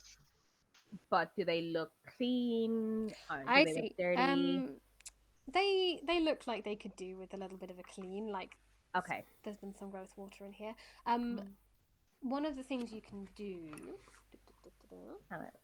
First aid kit, something. Receive first aid, and when you rest, heal one when you. So you can't like heal it right now unless you take some time to find a first aid kit, or if you have one with you, you can take some time to sit down and like clean up people's wounds, which would heal one harm because these are not like particularly bad wounds. Okay. If it was worse, you would need to see a specialist. But yeah, well, that's probably what I'm going to do, considering that the hag is a bigger monster than this. We need all our health back. So Murphy has got this wound, and you can sit down and help clean it up. So both of you are sat in the changing rooms now with the banging away Grindylow in a locker. And just to check in, Poppy, you were by the vending machine, and you grabbed. Yeah, Poppy's leaning up against it, like, nothing happened. Don't worry about it. Yeah. And Joanne, you've heard some of this ruckus from where you were putting the. Can you believe they left away. the vending machine like this? I'm like, I'm sure that's completely there is what glass happened. in her glove, by the way. It's like, subtle, real subtle. All right, let's go find the others. Okay. You see, you kind of head towards them, and you see Claire as well is crouched down by the foot wash, and you can see she's got a little vial in her hand to start to try and scoop up some of that water. Do not touch any of that water. You're cleaning a wound, so you both see her reach down to do that. Do you do anything? Smack it out of her hand. Okay. Yeah. You smack it, and the vial bounces off and lands in the water. There's a bloop, and then you all see a pale hand go and take the vial. Ripples, still. So is that same pale mottled hand? Yes, it's a large hand. Okay, so clearly the water is some sort of a portal, and it just needs to be big enough for a body to fit through. So stay away from particularly large puddles, and we really need to find a pool drain. That seems like maybe a good place for us to take our break. Having found out, don't go in the water. Pretty obvious, but time to drain this pool when we get back. Okay, so we're going to take hopefully a little 5 to 10 minute break. Viewers, if you've been enjoying it so far, please do consider donating for this wonderful stream, and we'll be back in about 5 to 10 minutes. Don't go anywhere.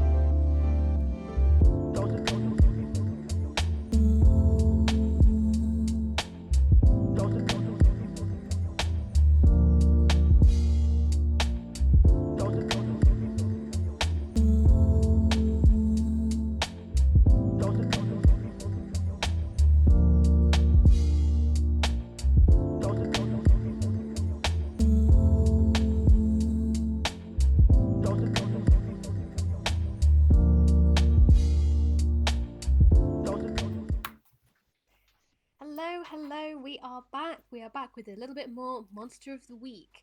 Our intrepid monster hunters so far have discovered that they are facing down some sort of water hag in the Splash and Fun water park. Yeah, it's not all gone brilliantly. There's been a few accidents with a Grindylow gnawing on someone's leg, and yes, some ripples in the water. However, we return to Murphy. You're getting patched up by Tabitha, and we've just, Poppy managed to save Claire, the reporter, just in time by smacking a vial out of her hand, which was promptly snatched by whatever hag lurks beneath the pond scum and duckweed covered surfaces. And we shall continue where we left off. So, had a little bit of time to catch your breath, bandage your leg. You can take off one harm from that bite. And yeah, you can all meet again. Do you want to meet in the changing rooms or back in the main area? I think back in the main area, since Okay. there's now water close to the changing rooms. And Poppy just goes, "You're welcome," to Claire. She's like, thank you. I wanted to, I thought maybe the water might be useful, but yeah, that was stupid of me. Sorry. Poppy just goes over to Joanne and goes, "Oh, amateurs, am I right?" Joanna's still not impressed after the Yeah, again, there's still the glass shadow in her bending. Yeah, mouth there's still from the glass vending all over machine. the Yeah, place. she's like, yeah, amateurs. Anyway, Claire, sweetheart, you've had a bit of a fright. Do you want to go home? No. I can help. I'll just have a sit down on the plastic chairs for a minute. Yeah, and she sits down and she starts making some notes at a very old creaking plastic chair. And yeah, writes up a few notes for a minute just to calm herself. She's like, no, I don't want to leave. I don't want to, leave you guys in the lurch. But Do you want carry a on for a bit. snack? I know a vending machine. She's like, I'm good. I like my crisps Okay. without the glass, actually. Thank you. Oh, rude.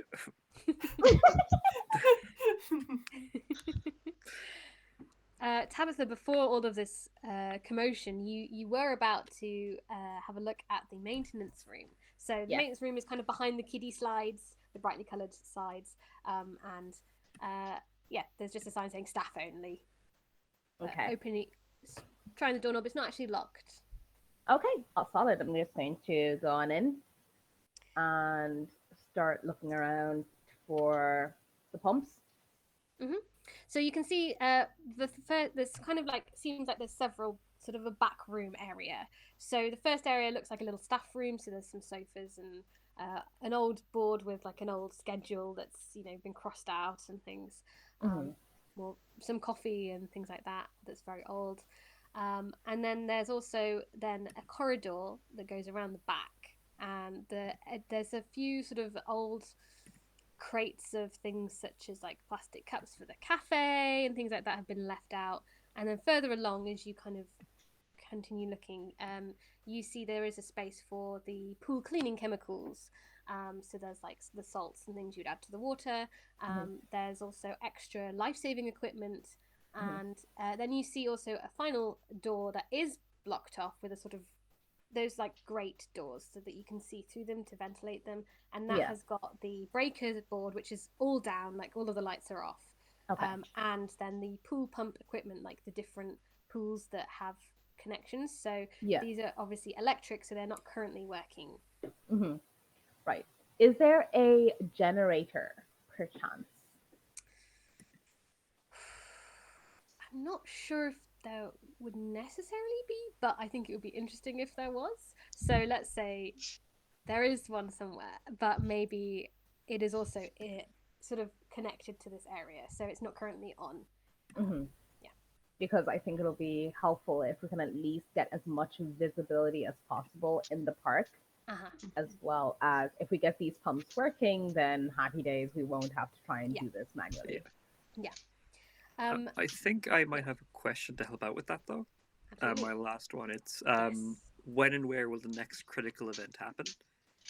Ooh, interesting. Okay. I think what you see, if everyone's kind of coming along to join and you're all crowded into the back Probably room just comes and along dusting off the glove. Yeah. You're kind of going over some notes and things, including now the new information that Claire was able to give you, and shuffling through, you're starting to see a little bit of this pattern form, as you are so good at as the flake, piecing it all together. You're very tempted to get out some yarn to make your Yeah. board, but you refrain. And you can see that, you know, Claire had pinpointed that there's this radius of where drowning is much more common in this area than in other areas. And no one's really put this together until now, because it was always in just like, oh, someone fell into the local park in winter, like the pool, and oh, what a tragedy, you know. Oh, someone fell off their canal boat, you know. Oh, isn't that a shame?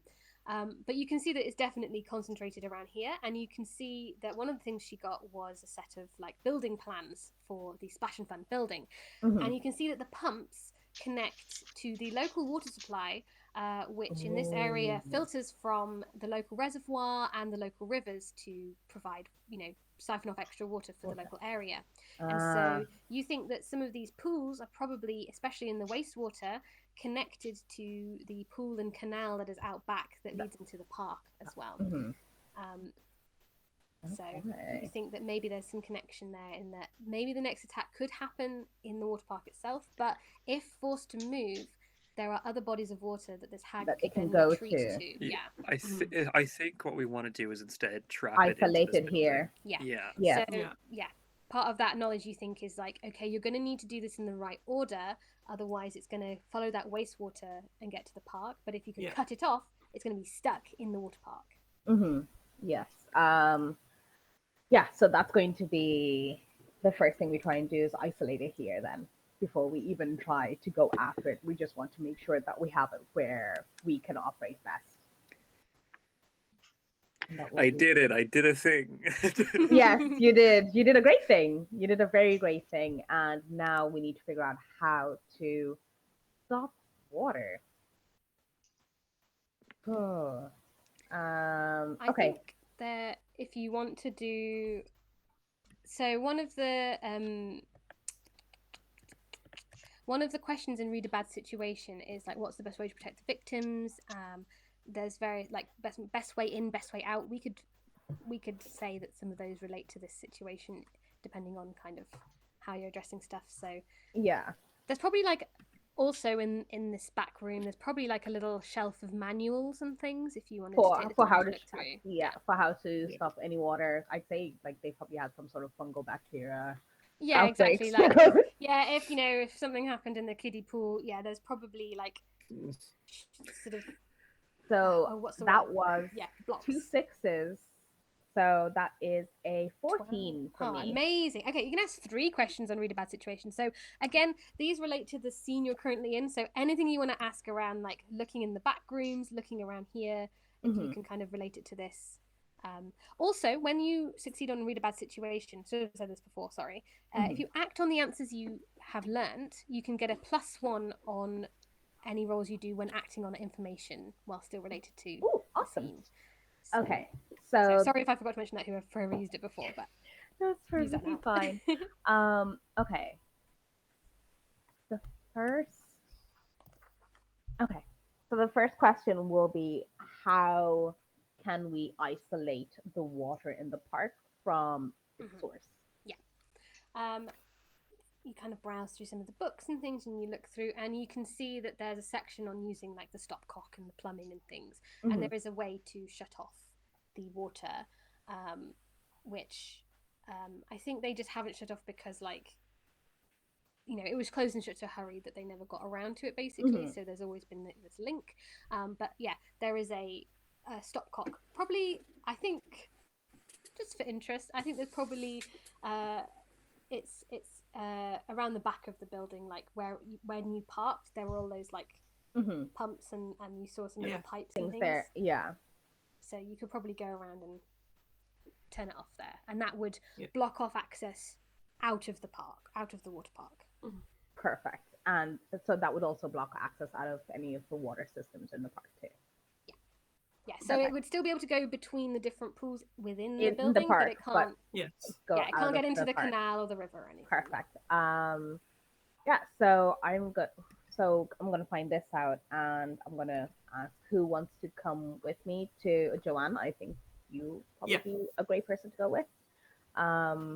And we can go What's and that shut this supposed to mean? off. Poppy is desperately raising her hand to go. Well, you can come with, but it just might be more manual. If Her hand has not gone down. okay, listen, Look at you know her; what? she's a Let's twig. we need someone who can at least try and keep the hag's attention somewhere else, because Yeah. if the hag figures out what we're trying to do, she might try, well, they might try and make a run for the canal anyway. Yes.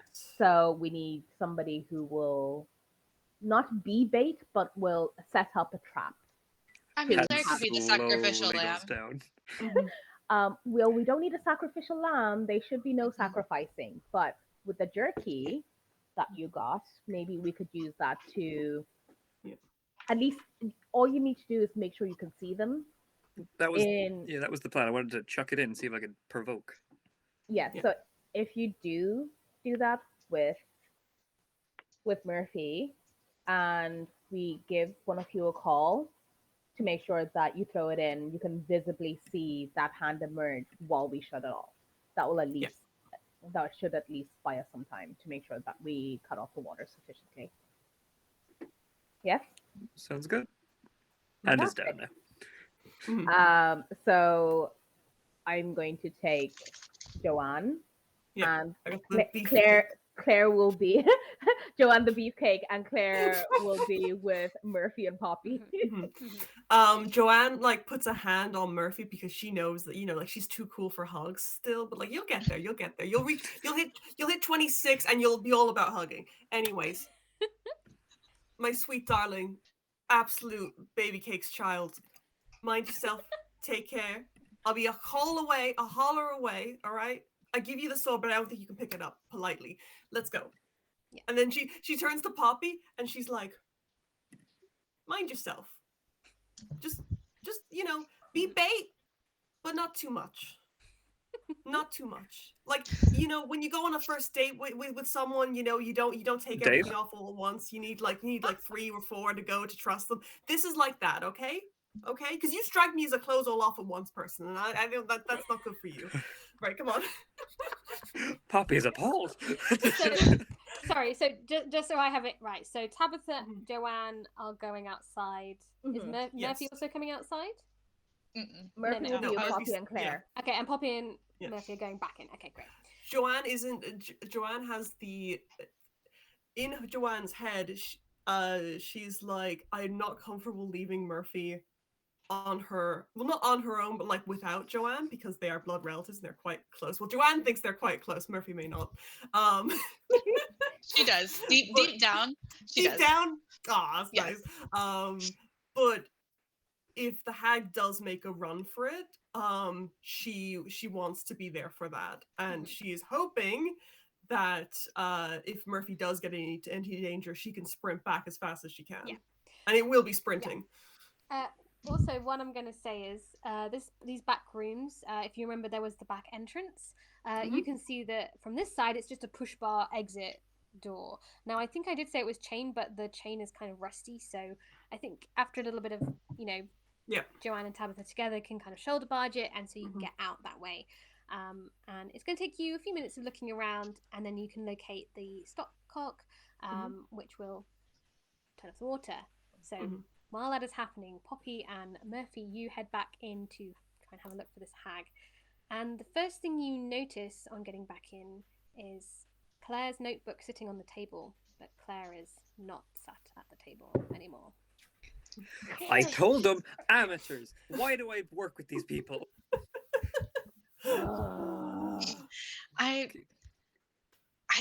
I mean, maybe she took the sacrificial lamb thing seriously. Like, do you think she jumped in?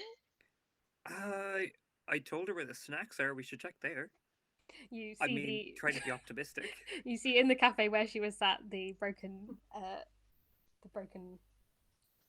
thingy Glass. Vending machine. vending machine. No Claire there. Okay. You do see her phone is also laying on the table with an app open. Oh, that's not good. Looks like Can she I- was recording something Yeah. actually. Can we see what's on the phone? It looks like an audio recording, as if she was taking some notes. to sort of dictate to herself. And you play it back, and she's talking through what she's found so far. She's saying it seems to be some sort of strange supernatural phenomenon, and then you hear a strange voice in the background that is not Claire's, and it seems to be saying something quietly at first, and it says, "Come into the water and bathe, my love. Come swim in the swirling pool, deep in the deep with the rocks and the bones. You'll swim with me now, you fool." And then you hear a as the plastic chair screeches, and Claire is not speaking anymore in the recording. It's a nice little rhyme. Yeah, it was very polite of the monster to stop the recording. The recording was still going before you stopped it. There's just silence. Just one hand slips out and presses pause. Don't want to In waste your fact, battery. all the rest of the recording is just a drip, drip, drip, drip of water. I would send the record, like, if you're able to send like the Yeah. voice memos, I'd send it to myself because, you know, collecting evidence and things seems like a good idea. I think Tabitha would appreciate it. I'm also going And to delete then- the recording from her phone just in case she. Of course, yeah. You carefully send that to each other. Got it. And then, how far from the next like body of water was where she was sitting? So on our beautiful map, there's like the coral, the little area of like tiles. That's where the cafe is, right at the beginning, where the sign of the changing rooms is. Then the next closest is the wave pool. Okay. And the wave pool is where, Kai and like Ash Damien. were splashing around, yeah. And That- yeah, okay, that's where the so initial accident happened as well, yeah. How many beef jerkies do you have? As many years in the machine, but I only have one packet on me currently. Okay. I would go and check and see if there's more beef jerkies. I'll say that there is a pack each. Okay. Because this is an old, it's pretty old. Yeah. It's like not been restocked. dust, deteriorated. Got it. So I would grab for the other one. Let's say there's pork And- scratchings in there as well. Just Just grabbing what I can. Yeah. Just grabbing what I can. See, there's beef flavored crisps, but they're vegetarian, so it probably wouldn't work. It's probably not. No, and I'm odd. And Murphy's I fine. love everyone odd. eating beef jerky at the pool, by the way. That's such a. Yeah. I mean, you need protein, son. All Yeah, that look, stuff. you're gonna waste up your energy. It's You're an there all exercise. day, yeah. Yeah, exactly. Okay. Okay, so I've got these. You've got your jerky. Mm-hmm. I kind of want to conserve stuff, but also I think we not. should we should probably see if the monster is busy, eating someone. I think that's a solid use and less of a waste. You both, I'm gonna guess. as you're talking, you realise something. That recording, at the end of it, it was going drip, drip, drip. And you realise, Poppy, you turned off the recording, but you can both still hear the drip, drip, drip. I look up. Same. There's lines of water that are leading and dripping down into the various pools, and you follow it along, and you see in the lily pad pool, you can't quite see over the edge because it's a little further away, but you see those drops of water, and some of those drops are rather a nasty green, dripping into the lily pad pool. Is there? You said there was like some rescue supplies or safety supplies. Yeah. Are those accessible, or Yeah, they're just along the side, yeah. You can grab we those. should probably grab a rescue ring first, in case we are Okay. able to distract them to go and grab. Okay. Do you want to distract or try to retrieve? I've got -1 tough, so I'm going to distract. Okay. Got it. Got it. Okay. So I will try to retrieve. And go team. So what are we? Go team. Okay. High five. Yeah. Miss. Just like, let's go. Yeah, that's it. Yeah. Let's go. So you're gonna head towards you, grab a life ring or whatever you're trying to get.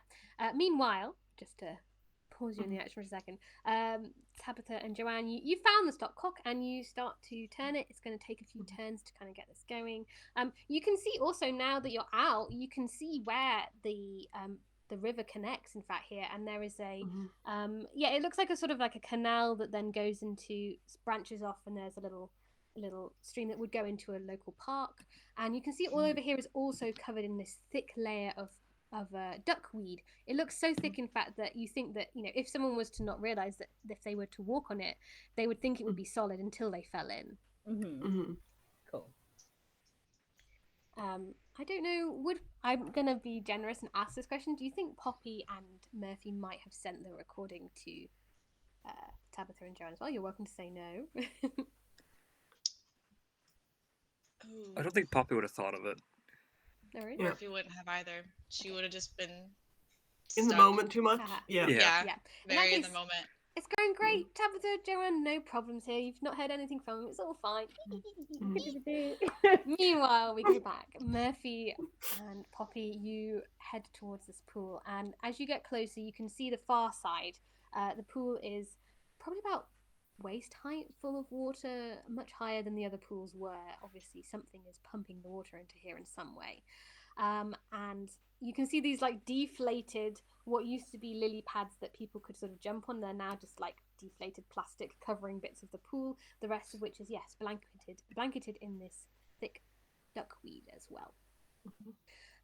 And you can just see one little area is open and clear of the duckweed from the water dripping in as it's sort of condensing on the ceiling on this hot day and dripping down. Is there a like a pool cleaner? What are like the little net things? The Okay. Yes, absolutely. Yeah. I would grab that and try and like just to kind of see, like just gently like push it into the water. Maybe try to move some of the duckweed around. So you're trying to sort of Sift have a through look a bit. around. I think this might be read a bad situation, perhaps, if you're trying to find out, you know. Is it long enough to go from like one end as opposed to the other? I think for this one, yes. This is kind of like a child-sized pool. I think I'd help out. I'll be on the other side. Yeah. Okay. So you're one on the side. So yeah, I think one of you could maybe do read a bad situation here. You'd probably do that as hunters to find out what's going on. Okay. So that's with your sharp. Okay, I can do that. And 5. I got a 6. A 6. Okay. So that, as it is a failure. But Poppy, you are nearby. If you could help. If you wanted, you could try help out. Yep. That's with your cool. I think that's 9 for helping out. Okay, a 9. Your help grants them +1 to their roll, but you expose yourself to trouble or danger. Okay, so we'll resolve the bad situation question first, which now is a 7 to 9. You get to ask one question. And a reminder that if you act on that information, you get a +1 to any rolls you use using that information. So what would you like to know? And then we will say what happens.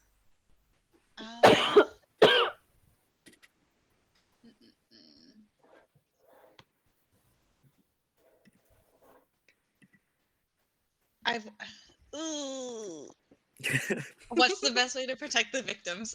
Sure. As you swish the net, you kind of move one of the little lily pads, and you see the face of Claire bobbing upwards in the water, and she looks like she's still alive, but she is unconscious. And as you watch, she starts to get dragged under by something underneath. You think the best way to protect this victim is to get her out of the water as soon as possible. But on that help out, expose yourself to trouble or danger. Poppy, you're also trying to have a look. Maybe if you also got some like equipment and you kind of slosh it, and it sounds in this quiet space so loud. And as Murphy, you're watching Claire getting pulled under, suddenly she bobs back up as if she's been released. And Poppy, you see the water, the duckweed just rumbles just very slightly, and then you see a pair of hands starting to come, and they hook over the edge of the pool right where your feet are. What I'm going to ask you to do to avoid getting grabbed is to do an act under pressure roll for me. Okay. To see if you can get out of the way in time. And then I think we'll go back to see what Tabitha and Joanne are doing as they've finished turning off the water. Okay, that is a plus my cool. That's 12. Excellent. You do what you set out to do. You jump back. Just just as these claws reach forward, and you see for a moment the face of this hag emerges from the water, stretched, pallid, frog-like skin, rows of sharp teeth, and hair that looks as if it is self-pondweed is coming, like dragging down, completely drenched. Sinks back into the water and turns back towards Claire, the easier victim. Tabitha and Joanne, you finished turning off the water. This hag is not going to be able to get out of the pool, so you can make your way back inside. So it's all going great. You do hear a little bit of splashing coming from inside, though. Oh, I immediately start sprinting, like just full on. Absolutely. Yeah. I No, think you get back in just as you see Poppy able to just jump back from being grabbed. All right, what's happening? What's going on? Yeah. And why is, like, what did I say? I said no clothes off first day. Here you are. Socks off and all. What's a day? What's a day? You're like yelling this as you're running over. Murphy, you see absolutely. Claire starts to be pulled under again. Yeah. Okay. Would I? So there's no really like set roll order. So just say like as it's kind of coming up, I'll keep track roughly to make sure you all. I would yell, not right now, Aunt Joe, and like just start like trying to like move Claire towards us with like the pole thing. If it seems so far, it seems to be attracted to noise and movement. I have a shotgun which is messy and loud. Ooh. I'm not going to aim it at. So so she's in. It's the lily pad pool, the lily right? pad pool, yeah. And you're running past, so you're kind of level with the wave pool. Yeah. Could I grab my shotgun and point it at the lily pad opposite? With the intention of making, because in my mind, if it's attracted to noise and movement, that's going to sound like a body hitting the lily pad. Sure. Okay. Or that's what I hope the hag thinks. That's very cool. I like it. So let's resolve. Murphy, you were trying to get her free with the thing, so we'll do that first, then we'll do the shotgun. So I think this sounds like you're trying to protect someone. Murphy's trying to protect someone, so that's rolling with your tough. Okay, that's not good.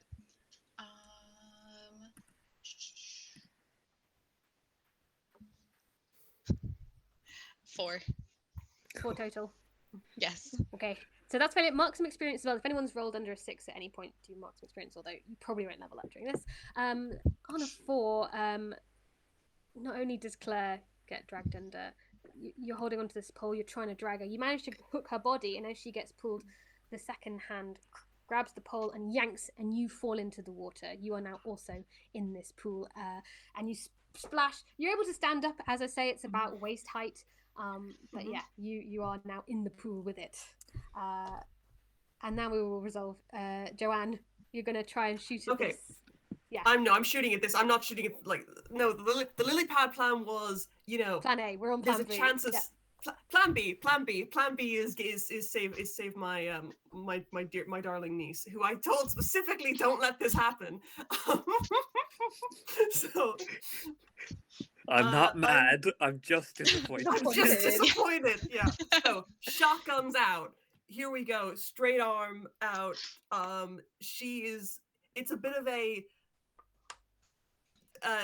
in Joanne's mind, there is no chance saving Claire, and Murphy is the higher priority, so she doesn't mind the risk of hitting Claire, as horrible as that sounds. That's fine. Yep. So she is aiming to shoot that thing, and she does not care if she's to shoot through Claire to do it. Okay, this sounds like kicking some ass. Trying to do. Well, actually, I'll give you the option. Is it kick some ass or is it protect someone? Are you focusing more on trying to get Murphy safe, or are you focusing more on trying to do direct damage? Oh no, it's saving Murphy, saving. Okay, like, so if I can do both, great. It's the same role. So protect someone, it just means that you're more open to in their place taking the damage. That's fine. It's still with tough though. So roll 2d6 with tough to protect someone. Perfect, and I get plus 2 on tough. Nice. So 2 more. That is okay. So 2 plus 6 plus 2. 10, yeah. Yes. Excellent. So on a 10, you choose an extra effect. So you can either choose to suffer little harm, which would be -1 harm. All impending danger is now focused on you. You inflict harm on the enemy, which you could do with your shotgun. You hold the enemy back.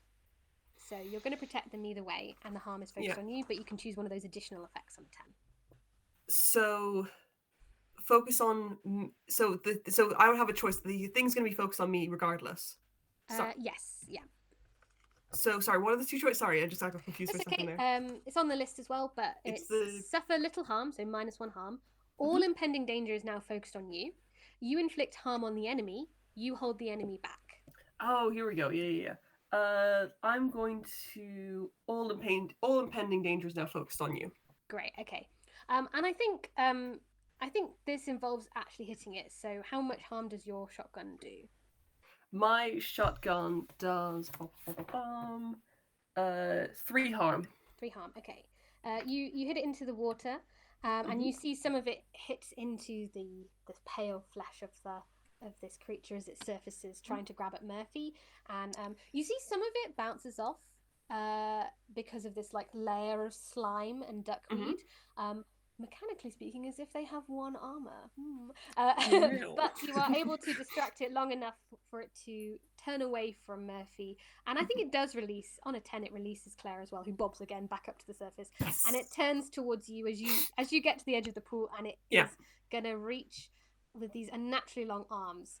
Murphy is in at waist height. This creature is under the water, and yet its arms can reach to the top of the pool. It would normally be full, and it starts to reach towards you. I'm going to ask you to do an act under pressure to not get dragged in, if that's okay. Throughout all of this, by the way, I'm like yelling at Murphy to get out of the water. Of course. Like at 100%. Like I don't like it. I'm so completely unfazed by being under attack, and my focus is totally on just getting her out. And you know, if Poppy can grab Claire too, bonus. Yeah, I'm going to be trying to get Murphy and Claire out of the water while Joanne is you can be doing that with this thing.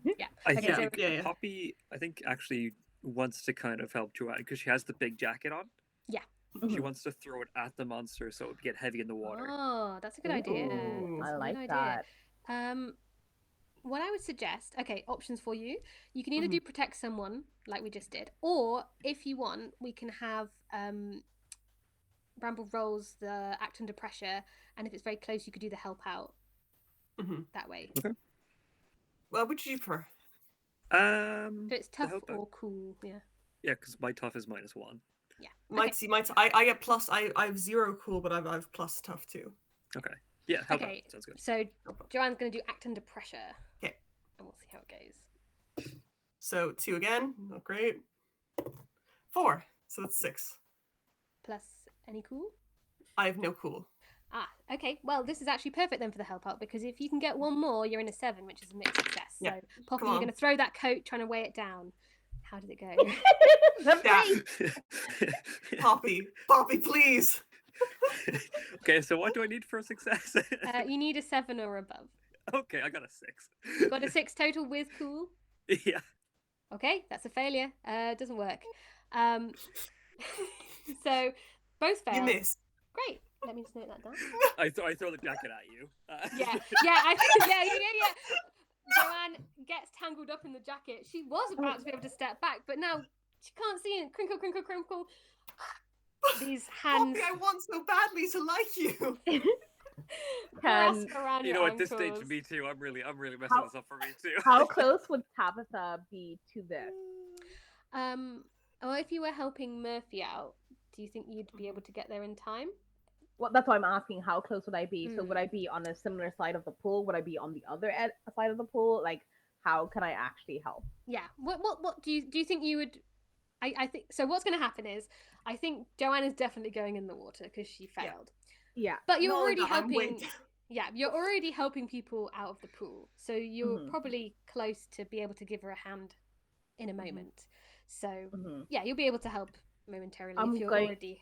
I'm going to actually like just say to Murphy in a super serious, get Claire out, because I assume Murphy is actually conscious. Yes. They can like, I don't know, paddle themselves out of the sludge. Yeah. And I'm just going to say get them out, and I'm going to have one. They should be a ring in the pool, right? A safety ring. Yeah. I think someone already threw one in. So we brought one. Was it tied to anything? As like. Or is it literally just the rope is loose? let's say it has a rope attached to it that's trailing onto the side. Okay. It's not attached to a wall or anything. Mm-hmm.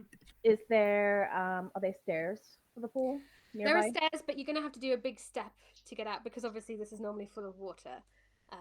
So it's going to take Murphy pulling Claire out, who is still unconscious.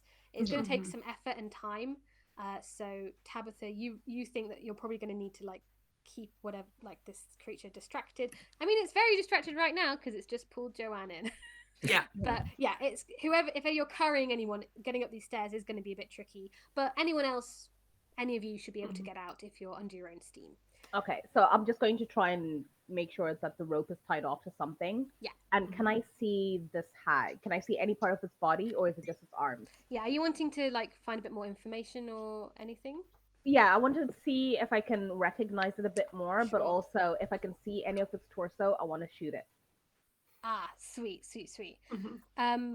Well, you still have some of your holds left from your really bad situation earlier, Yes, right? I do. Yeah. One so of I'm going those to read is this. so there's like dangers, there's victims, whatever. You can definitely see it. So Mhm. let's narrate kind of what was happening. So Joanne, you feel your legs go out from under you as you are Mhm. pulled into the pool. Yeah.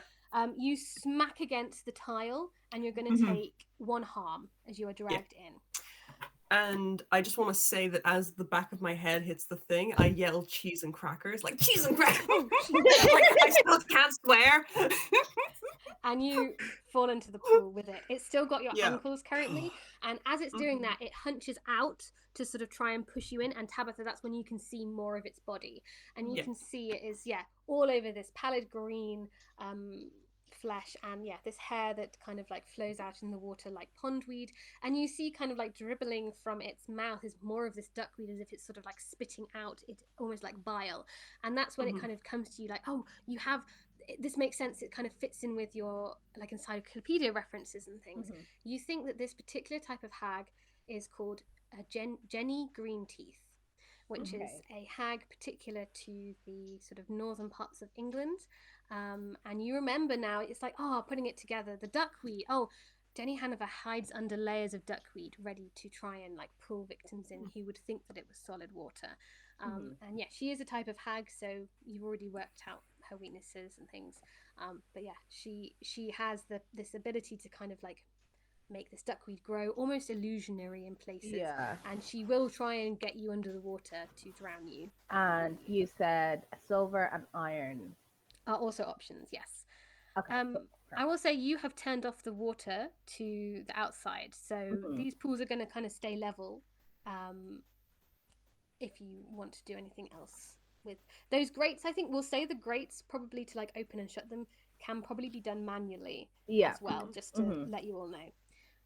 But so you want to shoot at her to? Yes, I'm going to shoot at her as she hunches out of the water. Are you trying to do it in a way to get Joanne free, like protect someone, or are you just trying to do damage, like kick some ass? Joanne is a tough cookie. She'd be grand. I'm going to do as much damage as possible. Great. Fair enough. Kick some ass. So you like this is the hunter mentality, like down the monster where possible. Absolutely. Yeah. Okay. Roll some kick some ass. That is with tough. Okay. Oh. That is a 6. A 6. Any tough? No. Okay. I'm afraid that is a failure.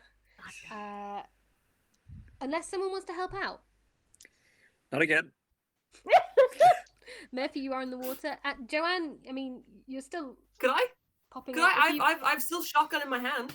Yeah, if you want to help out, you could try and like pull and like direct it in the right way if you wanted. Maybe get this up to a mixed success. Yeah, maybe like I start. Maybe I kind of like try to push it up, almost like give it like the target it.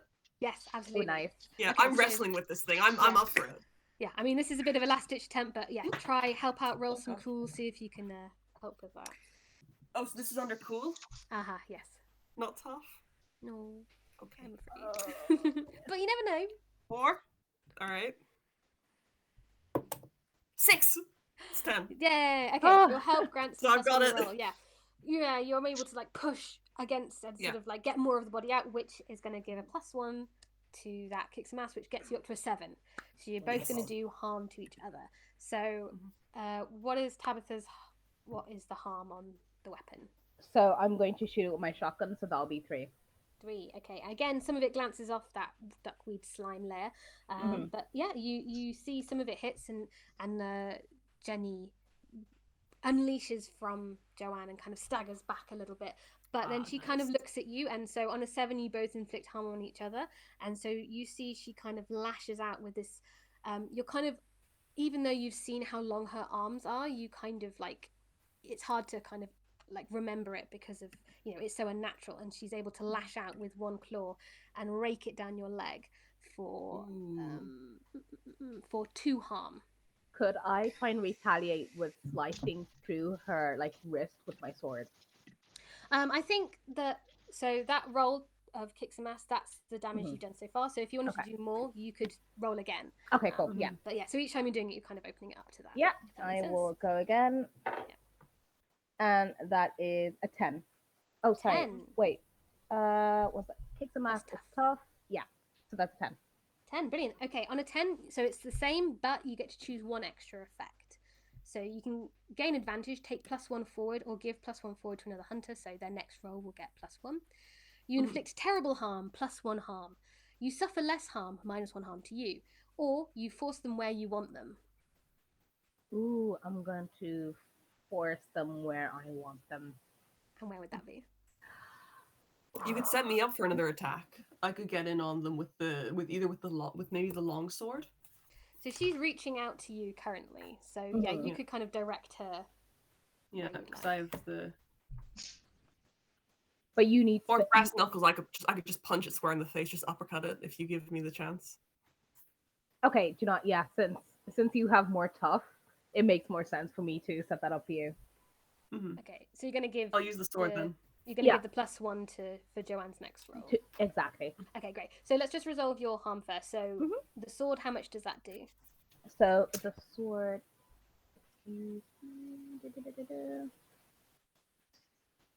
The sword does 2. 2. Okay, so that is 1. And she's still holding onto your leg, and she drags further down, and she actually pulls herself out of the water, bites. But this time, this does fit those big marks that you saw. Big bite, and you suffer 2 harm as she bites into your leg. So you're probably not feeling very well right now, I believe. No. Could I retaliate to that? Because well, I'm going to say, yeah, so you're going back and forth. What I would suggest is we resolve what Joanna's doing. And I also want to ask what Murphy and Poppy are getting up to. Awesome. So Murphy's been pulling. So actually, let's go to them first, and then we'll say what Joanna's doing as well. But yeah, you could be in this tussle, and it's kind of going back and forth. Yeah. Murphy, you were trying to get like Claire out, and also Poppy, what are you doing as well? I think Poppy went over to the other side of the pool and is trying to pull them with the life ring out of the pool to get them out of the pool. Murphy and Claire? No, Murphy and Claire, sorry. Yeah, great, okay. So you're helping with that, and is Murphy doing anything particular as well to get Claire out, or you're just kind of working on that together? Just working on that together, but I would obviously notice what's going on off to the side. I have Jinx, where I can encourage coincidences to occur. Sweet. So I rolled 2d6 for that, right?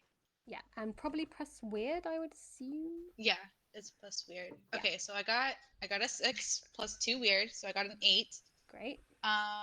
So one of my options. So I would say interfere with what a monster is trying to do. Giving them -1. Cool. Okay. Yes. So interfere with the monster what they're trying to do. I don't. Interfere with a. Oh wait, hang on. Interfere with a hunter. Help a hunter. Interfere with a monster. Yes. Great. Yes. Got you. Very cool. What does your Jinx look like, do you think? I don't want it to look like anything like obvious. Like I don't want there to be like sparks or anything. Would you like help from a ghost? Yes. Okay, So as you're helping Claire out, you and Poppy pull Claire out onto the side, and you feel her returning to, she was on the brink there, but I she's thought you were gonna returning. say it's her ghost. I was like, oh No, no. no, sorry. She was I on think the I might know brink, who the ghost is. and you feel her Same. coming back to the living, but you feel a presence behind you, the presence of a young teenage 18, 19-year-old boy. And as you kind of focus your energy on, trying to help your friends, you feel like a cold ripple along your arm. And for a moment, you see the shape of this teen, Damien. He kind of like comes and runs, and he jumps onto the back of Jenny Greenteeth, pulling her off and away from where she is attacking Tabitha and Joanne. So she is detached. No one is being dragged in the water currently. Joanne, you are still in the water next to, but now Jenny Greenteeth has fallen back into the water currently. Tabitha, you're on the side as well. You've been tussling. You've hurt your leg quite badly. Well, you have been bitten very badly. So I staggered back onto my feet, so the water's probably up to waist high. Waist high. Waist high. Waist high. Probably a little. She's short. It's probably just like under the bust at this point, But she's up. She's on her feet. She's ready to go. Let's get on. Let's see. It's the same amount of harm, so it's matter either way. It's either the huge sword or I go for the. Let's go for the huge sword. She's upset. You went after Murphy. That's not acceptable in her mind. So. Yep, and you've got your +1 forward from Tabitha. Yeah, and +2 tough. Great. Okay, so you're going to be adding +3 to this. I'm adding 3 to whatever. Yeah. I presume this is kick some ass, I assume. Of course, absolutely. This is the yeah. So 2 and a 4. So that's a 6. 6 plus 3. 9. So 9. Okay, so that's a mixed success. You are one off a total success. If anyone would like to help, I will definitely want to help because I am. I like how Tabitha and Joanne are like the more senior ones who are like actually like going at it. Like you've been doing this for a while. You've got a little flow going here. So back and forth. Help out is rolling with plus cool. Yes, and I do have that. That is a 7. Okay, your help grants them +1, but you expose yourself to trouble or danger. So we'll resolve that trouble or danger in a moment. But that means that, Joanne, you get a 10 on your kick some ass. So you get an extra advantage, which is on the sheet. So you can give another +4 to someone. You can inflict extra harm. You can take less harm from the attack. Or you can make them go where you want them to go. Let's see. You force them where you want them. Is it possible? Okay, this might be too much, but is it possible for me to impale them on the sword, then flip the sword and try and push them out of the water? Try and knock them straight onto the tile or against the wall? It is absolutely okay to try and do that. You can use the angle of the lily pads and absolutely. So, especially with this big sword, you've got a good angle on it. Yeah, absolutely. Yeah, exactly. Yeah, I will it's say momentum.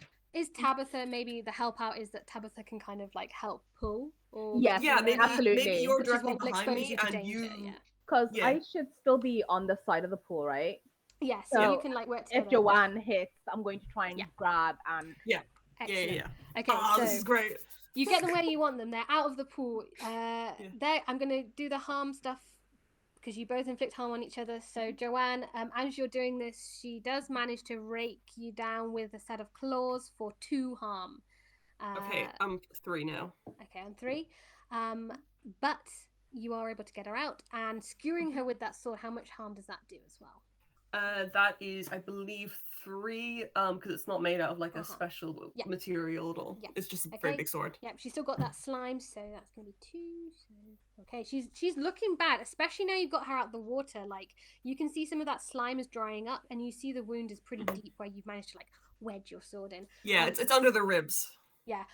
Tabitha, to help get her out, I think maybe you're kind of close to her, and she has she is kind of grab out and wrap one hand around your leg again, so you're kind of stuck in place.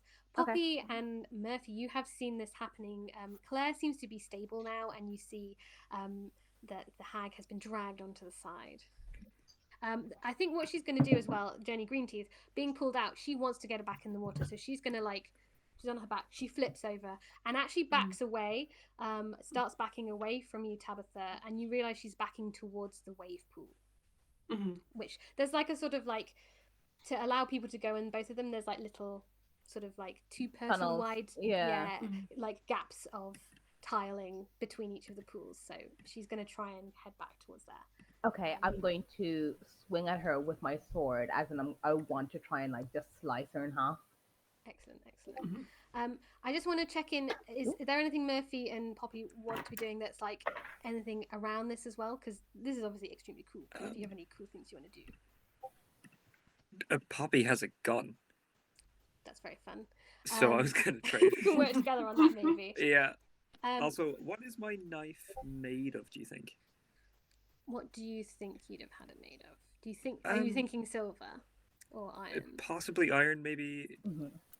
Maybe like cast iron. I don't think it would be unfair for Poppy to have been, given that she researches these things, to have got an iron knife.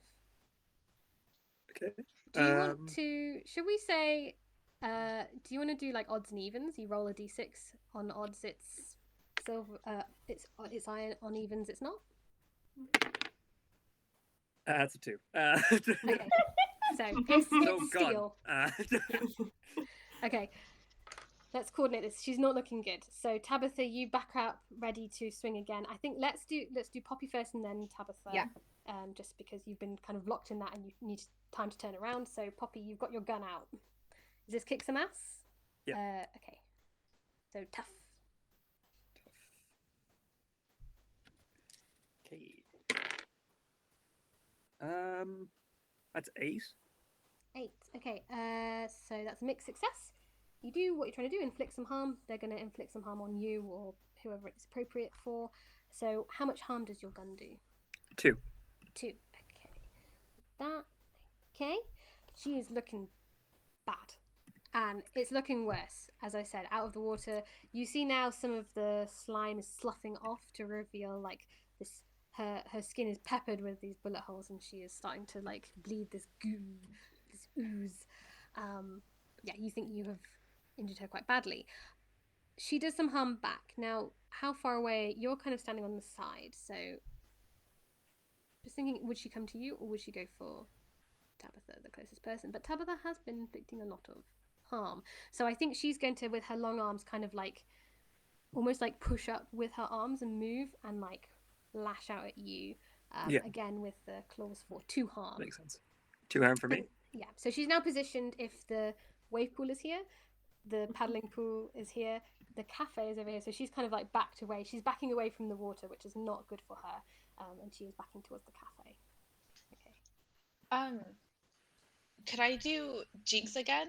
And then for this one, I would inflict, well, depending on how I roll, but I would hope that the route I wanted to take is to cause an accident, and maybe like a pipe could fall from the ceiling, and trying to allow it to fall Squish her, onto yeah. the hag. And I'm thinking like And then for Tabitha be able visuals to- or yeah. whatever, like Damien, who Murphy thinks is Daniel, Yeah. he grabs up and He can pull it. Very Yes. cool. Okay, yeah. Okay, so you can do that, and then we'll resolve Tabitha. You've got your sword, or if you want to use your shotgun. Very cool. I like it. So this is rolling with weird to see if it works. Yes. So I got a. Wait. Yeah, 4 plus 2. Oh, I got a 6, so it failed. Ooh. Including with your weird. Okay. Yes. Sadly. Okay. On a failure, Damien is going to bring down the pipe and cause the accident, but the pipe is full of water. Oh, sugar. Drenches her. It falls, bloop, bloop, bloop, bloop, and you see some of those bullet holes just heal up just a little bit. Just a little bit. She's not as bad as she was. She's not completely healed because she's not submerged in the water, but I'm gonna give Damn it. I'm I just so look sorry. at Murphy and go, "We're not good at this. Why are we doing this? I don't know what's wrong with What us. are we doing?" I'm just gonna say everybody starts somewhere, and I am going to run at her and swing as I do Excellent. so. Yes. Kick some ass. I'm gonna follow straight after with attack as well. Could I use my last read a bad situation to see what the best angle would be to avoid her arms getting me. Yeah, there's like what's the biggest threat, which I guess we could flavor as that. Yeah. So yeah, you think the way her arms are done, they're like human arms, but because they're so long, it's like they drag on the floor. So the angle she has to do is like that. So you think if you were kind of to the side, once she'd got that position, you'd be able to come into the side a bit more because she can't like reach out that way. She's more of a front attack kind of. Okay, Yeah. perfect. Yeah. Yeah. So yeah, you can use that +1 on that information if you're coming in from the side. And that is a 11. Amazing. Okay, so you inflict harm and choose one extra effect. Ooh. Like one extra effect of damage it could do. From the kicks and mass list. So gain advantage, take +1 forward or to someone else. Inflict terrible harm, +1 extra harm. You suffer 1 less harm. You force them where you want them. Terrible harm. Okay, so you're going to do an additional 1 harm. Excellent. Yes. Yeah, this thing needs to go down. Yeah. Okay, so your sword does 3. My sword does 2. 2 plus an extra 1 is 3. And she is also going to retaliate. So, she sort of she lashes out. You're kind of able to dodge it a little bit. So she just kind of like hits your like outer arm, and she's able to kind of like wrap with the extra arm. Yeah. For what was that? 2 harm from her claws. How are you doing? Look at mighty dicey here. Yeah, I think Joanne should step in, do another hit. But on that 3, you slice through. She has still got from that water. She's got her duckweed armor. She looks very bad once more. You think maybe one more blow could do it. She is gonna push you out the way, Tabitha, with these strong arms, and she's gonna start sprinting towards the wave pool. Yeah. Near Joanne, by this, I'd say by this point, Joanne's probably crawled herself out of the water. I'd say as soon as she's up, she's out, she's ready to go. Might have a minor concussion. Who cares, you know? It's fine. These mum jeans are ruined. But how's my jacket look? That's what shock is for. Keeps us occupied, keeps us busy. All right, shotgun. Amazing. Yes. She's First got the the shock, shotgun. then the shot. Yeah, that's straight out. They're running. That's Amazing. fine. You can run as much as you like. I get +2 tough. That's a 5. Then that's a 2. So that's a 7, and becomes a 9. A 9, a mixed success. Okay, so you can do harm on each other. Okay, I was going to ask, is it possible for me to help out to try and distract Jenny by just roaring their name? Absolutely, yeah, you know their name now, yeah. Sure. Yeah. So help out is with cool. Just to get up to a 10. That is a 9. 9, a mixed success. You expose yourself to trouble or danger, but yes, you can do it. So that gets it up to a 10. So yeah, you shout out Jenny Greenteeth's name, and yeah, just in that second, she's just distracted. Her rolls her sort of luminous, large anglerfish-like eyes towards you. It's just enough of a distraction to give Joanne the upper ground. How much harm does your shotgun do? My shotgun does 3. 3. Interesting. Okay, she does do harm back, and I think what this looks like with this, because Tabitha, you've helped and you have exposed yourself to some danger, I do think she's able to, in being distracted by you, reaches back and just gives you one last clawing for those claws of 2 harm. Would I still have been close enough for her to reach back and hit me? Because she did sprint away after pushing me away. That is very true. Okay, in that case, I'm happy with that.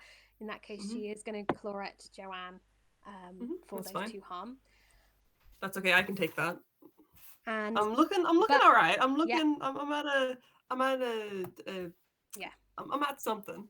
And you feel a trickle of blood kind of go down. I think she rakes at your side, but the shotgun blast goes off, and you see face goes blank, and she slowly and is splayed out, these huge arms laid out like sideways along the pool side, dead. Oh, beautiful, exquisite. can I just chop off her head, please, just to be sure? You absolutely can. Yes, you don't need to roll for that. I was Yeah, thinking we you could can- crush her with the vending machine. If I'm I'm- honest. Yeah, double tap, no worries. Yeah. But I'm yes, already you- like Murphy. Murphy, is she okay? Is she like I'm like bleeding out on the side here, but I'm like I'm not. But yes, so Jenny Greenteeth is dead. Splayed out on the side. Claire is unconscious, but is, you know, breathing hard, obviously trying to wake back up. Yeah. Is I- there, what do you want to do? I take it there'd probably be no remains left of Damien or any of the others that were missing. There might be bones. There may If the be pools are bones, drained, yes. Down Um, deep in with the rocks and the bones, as Jenny did say. You think that based on your previous investigations and things, you think that perhaps maybe this wasn't the main place she feasted. Maybe the bones could be in the park lake nearby. mhm. So if you were to alert, you know, police to where that is, if they dredged it, they would be able to find the body. Okay. Perfect. Yeah, so I'm going to probably run back to the van and get different sacks to have, so like dry, super dry sacks to Yeah. put Jenny into, Uh-huh. Yeah, yeah. and then I'm going to transport her back to the Haven with us when Yeah. we leave. You can use the tarp from the bear traps. From the I am not touching that tarp. It's fine. It's fine. They're Victorian. They're antique. You're all- Do they work The though? bear trap or the tarp? Tetanus? Bear trap. Tetanus trap. You know the Stromhelf line. It's a long line of hunters anyway. But anyway, we'll come on. We'll go back. We'll go back. So yeah, Joanne and Tabitha, you go into like, you know, monster hunting mode. Yeah, you've done it. You killed the monster. Great. Let's pack it all up. Murphy and Poppy, you're still kind of with Claire. Is there anything else you want to do before you kind of help pack up and get out of here before, you know, the police arrive? There were a I'm lot of gonna- gunshots. We gotta go. Yeah. I'm gonna check the locker to see if that thing that you put in there is still there. Oh yes, Ah, please. Yes, that's grab good, that. good, yeah. Get that too. You head back over. You see that the foot wash pool has drained again. In fact, all of the pools have gone back to their normal level. Any that were magically raised have gone down now that Jenny is dead. And going to the lockers, you see the locker that was locked, and there's just some green goo dripping out of it. Yeah. And there's no noise. And if you carefully open it, the Grindylow has just basically dissolved into a puddle, like a blobfish. And it's just blah, blah, blah. It was obviously being kept together by the magic as an Of army. Jenny. Okay. I still collect that just to be safe. Yeah, I think Poppy Mhm. used what remains of her precious jacket to just wipe that. Uh-huh. She's crying. She misses this jacket already, but she's wiping it. This is not going to come out in a Just dry get it dry cleaned. Yeah. But there's holes from where it got bit. Yeah, there's, I there's know no a shot of fabulous Gadget. tailor. I Yeah. know a fabulous tailor. I would assuming or like hoping, I guess, that Damien's like little spirit is still around. Yeah, he's eating gonna some fist crisps bump from him. the vending machine. Aw. I'm I just gonna knew it was fist a good bump him. idea. Yeah, you Thank feel a you little for his killy help. fist bump. Yeah, still a fist bump. Good job, appreciate you, Mhm. and then just follow Poppy. He kind of like holds your hand for a second. He's like, thanks for getting my friends out of here. They shouldn't have been looking for me. Aw. Could you tell them if you see them again, it wasn't their fault. I shouldn't have gone down the plug hole. I'll let them know. Do you want me to tell your parents anything? Just that I love them and please don't go through my computer. We will look Delete after all the of that. computer. Okay. But also, got it. yeah, tell them I love them very much and tell my little bro that don't go down water slides by yourself. Be careful. Yeah, thank you. And he like shakes your hand, I think, and then you see him sort of like evaporate away in peace. He's Yeah. been found, Aw. and yeah, he can move on now. Poppy pop up next to you and just goes, "So who are you talking to?" Damien, and she says it like it should be obvious. Or yeah, Damien, the kid. I think Poppy's just strange enough. She goes, "Oh, okay." Just Yeah. wondering it. Okay, so load everything up. You notify the police. You get in touch with everyone, and today's monster hunting well done, I think. Is Yeah. there any last little things you want to do before we finish up? Joanne would like, so Joanne puts her hand on Poppy's shoulder and goes, I'm signing you up for Pilates class. You need to get some grace and fitness in you because as of right now, you threw a coat at me, a weighted coat at me. I'm still not And over that. I don't love blame that you. coat. No, shh, shh, shh. I think this is an emotional moment. Mommy's had a rough night. I don't blame you. I don't blame you. I don't blame you. We all start somewhere. You know, I didn't get into this career until after my husband passed away. We're all new to this. Except Tabitha though. Tabitha is an icon. Mwah. Love her. I'm getting coffee. Shh. I don't blame you, but you have to work on it. If you're gonna, it's not like on the internet. It's not like on the internet, all right? It's real life, and it's tough, and you gotta be tough yourself. But you gotta work on that, okay? I think Poppy's crying. Goes, can I get a Christmas tangerine? Yeah, you can. Of course you can. You all get Christmas tangerines. You all get, and then she turns to Murphy, and she's like, I'm so proud of you. I'm so proud of all that you've done. If your mom sees the cut on your ankle, I had nothing to do with it, all right? I'm more scared of your mother than I am of the monsters that we fight, all right? We on the level? Good. Yes. Good. Yep. That's why you're my favorite. That's why you're my favorite. That's why you're my favorite niece. Tabitha is going to just be like, "What's a Christmas tangerine?" Like, so like totally clueless. Like, what the f is this? But Poppy's goes, then, don't worry about it. They're just delicious. but then on seeing Poppy cry, I'm going to go over and say, I know a really great tailor. We'll get your clothes fixed up, and if they can't fix it, we'll get you one that's even better, and we can start training if you'd like. And then I'm just going to just turn around and just walk towards the car because I am overwhelmed and I need to get back to my haven. Poppy began leaning in for a hug and just hugs the ear and goes, oh, okay. Poppy, you also see like Tabitha is like limping, like Tabitha needs to go to hospital. We all need to get medical treatment here. So is Joy, and just as the sun rises in the distance, you can still hear the same Coldplay song playing. Yeah, the van going off into the truck going off towards the hospital. We turn into the local A&E, and that is it for Monster of the Week. Amazing. And it was all yellow. Yeah. And thank you so much for everyone's donations, and thank you so much for letting us reach our target. Congrats to everyone and who sat in on us. I hope you enjoyed it. 2000. Yeah, let's next goal. Yeah. Come on, up it. So just to wrap up, we're just gonna finish up by going through one more time who you all are, where we can find you if our viewers have enjoyed listening to you, where can they find you elsewhere. Just a reminder, we have been playing Monster of the Week by Michael Sands. I highly recommend it. It's very fun, as you have hopefully seen.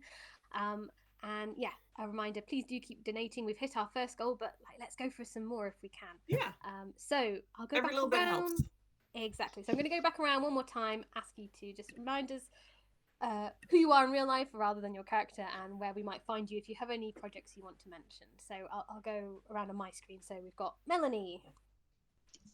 So yes, my name is Melanie. I don't really have projects or a whole lot going on, but you can find my Instagram. It's just local street cat with an underscore, and I'll post on it like once every 6 months with just like art or things like that. So that's it. Tabitha. No, that's not your real name. T. Sorry. I'm in the zone. Sorry. T. Please. Totally fine.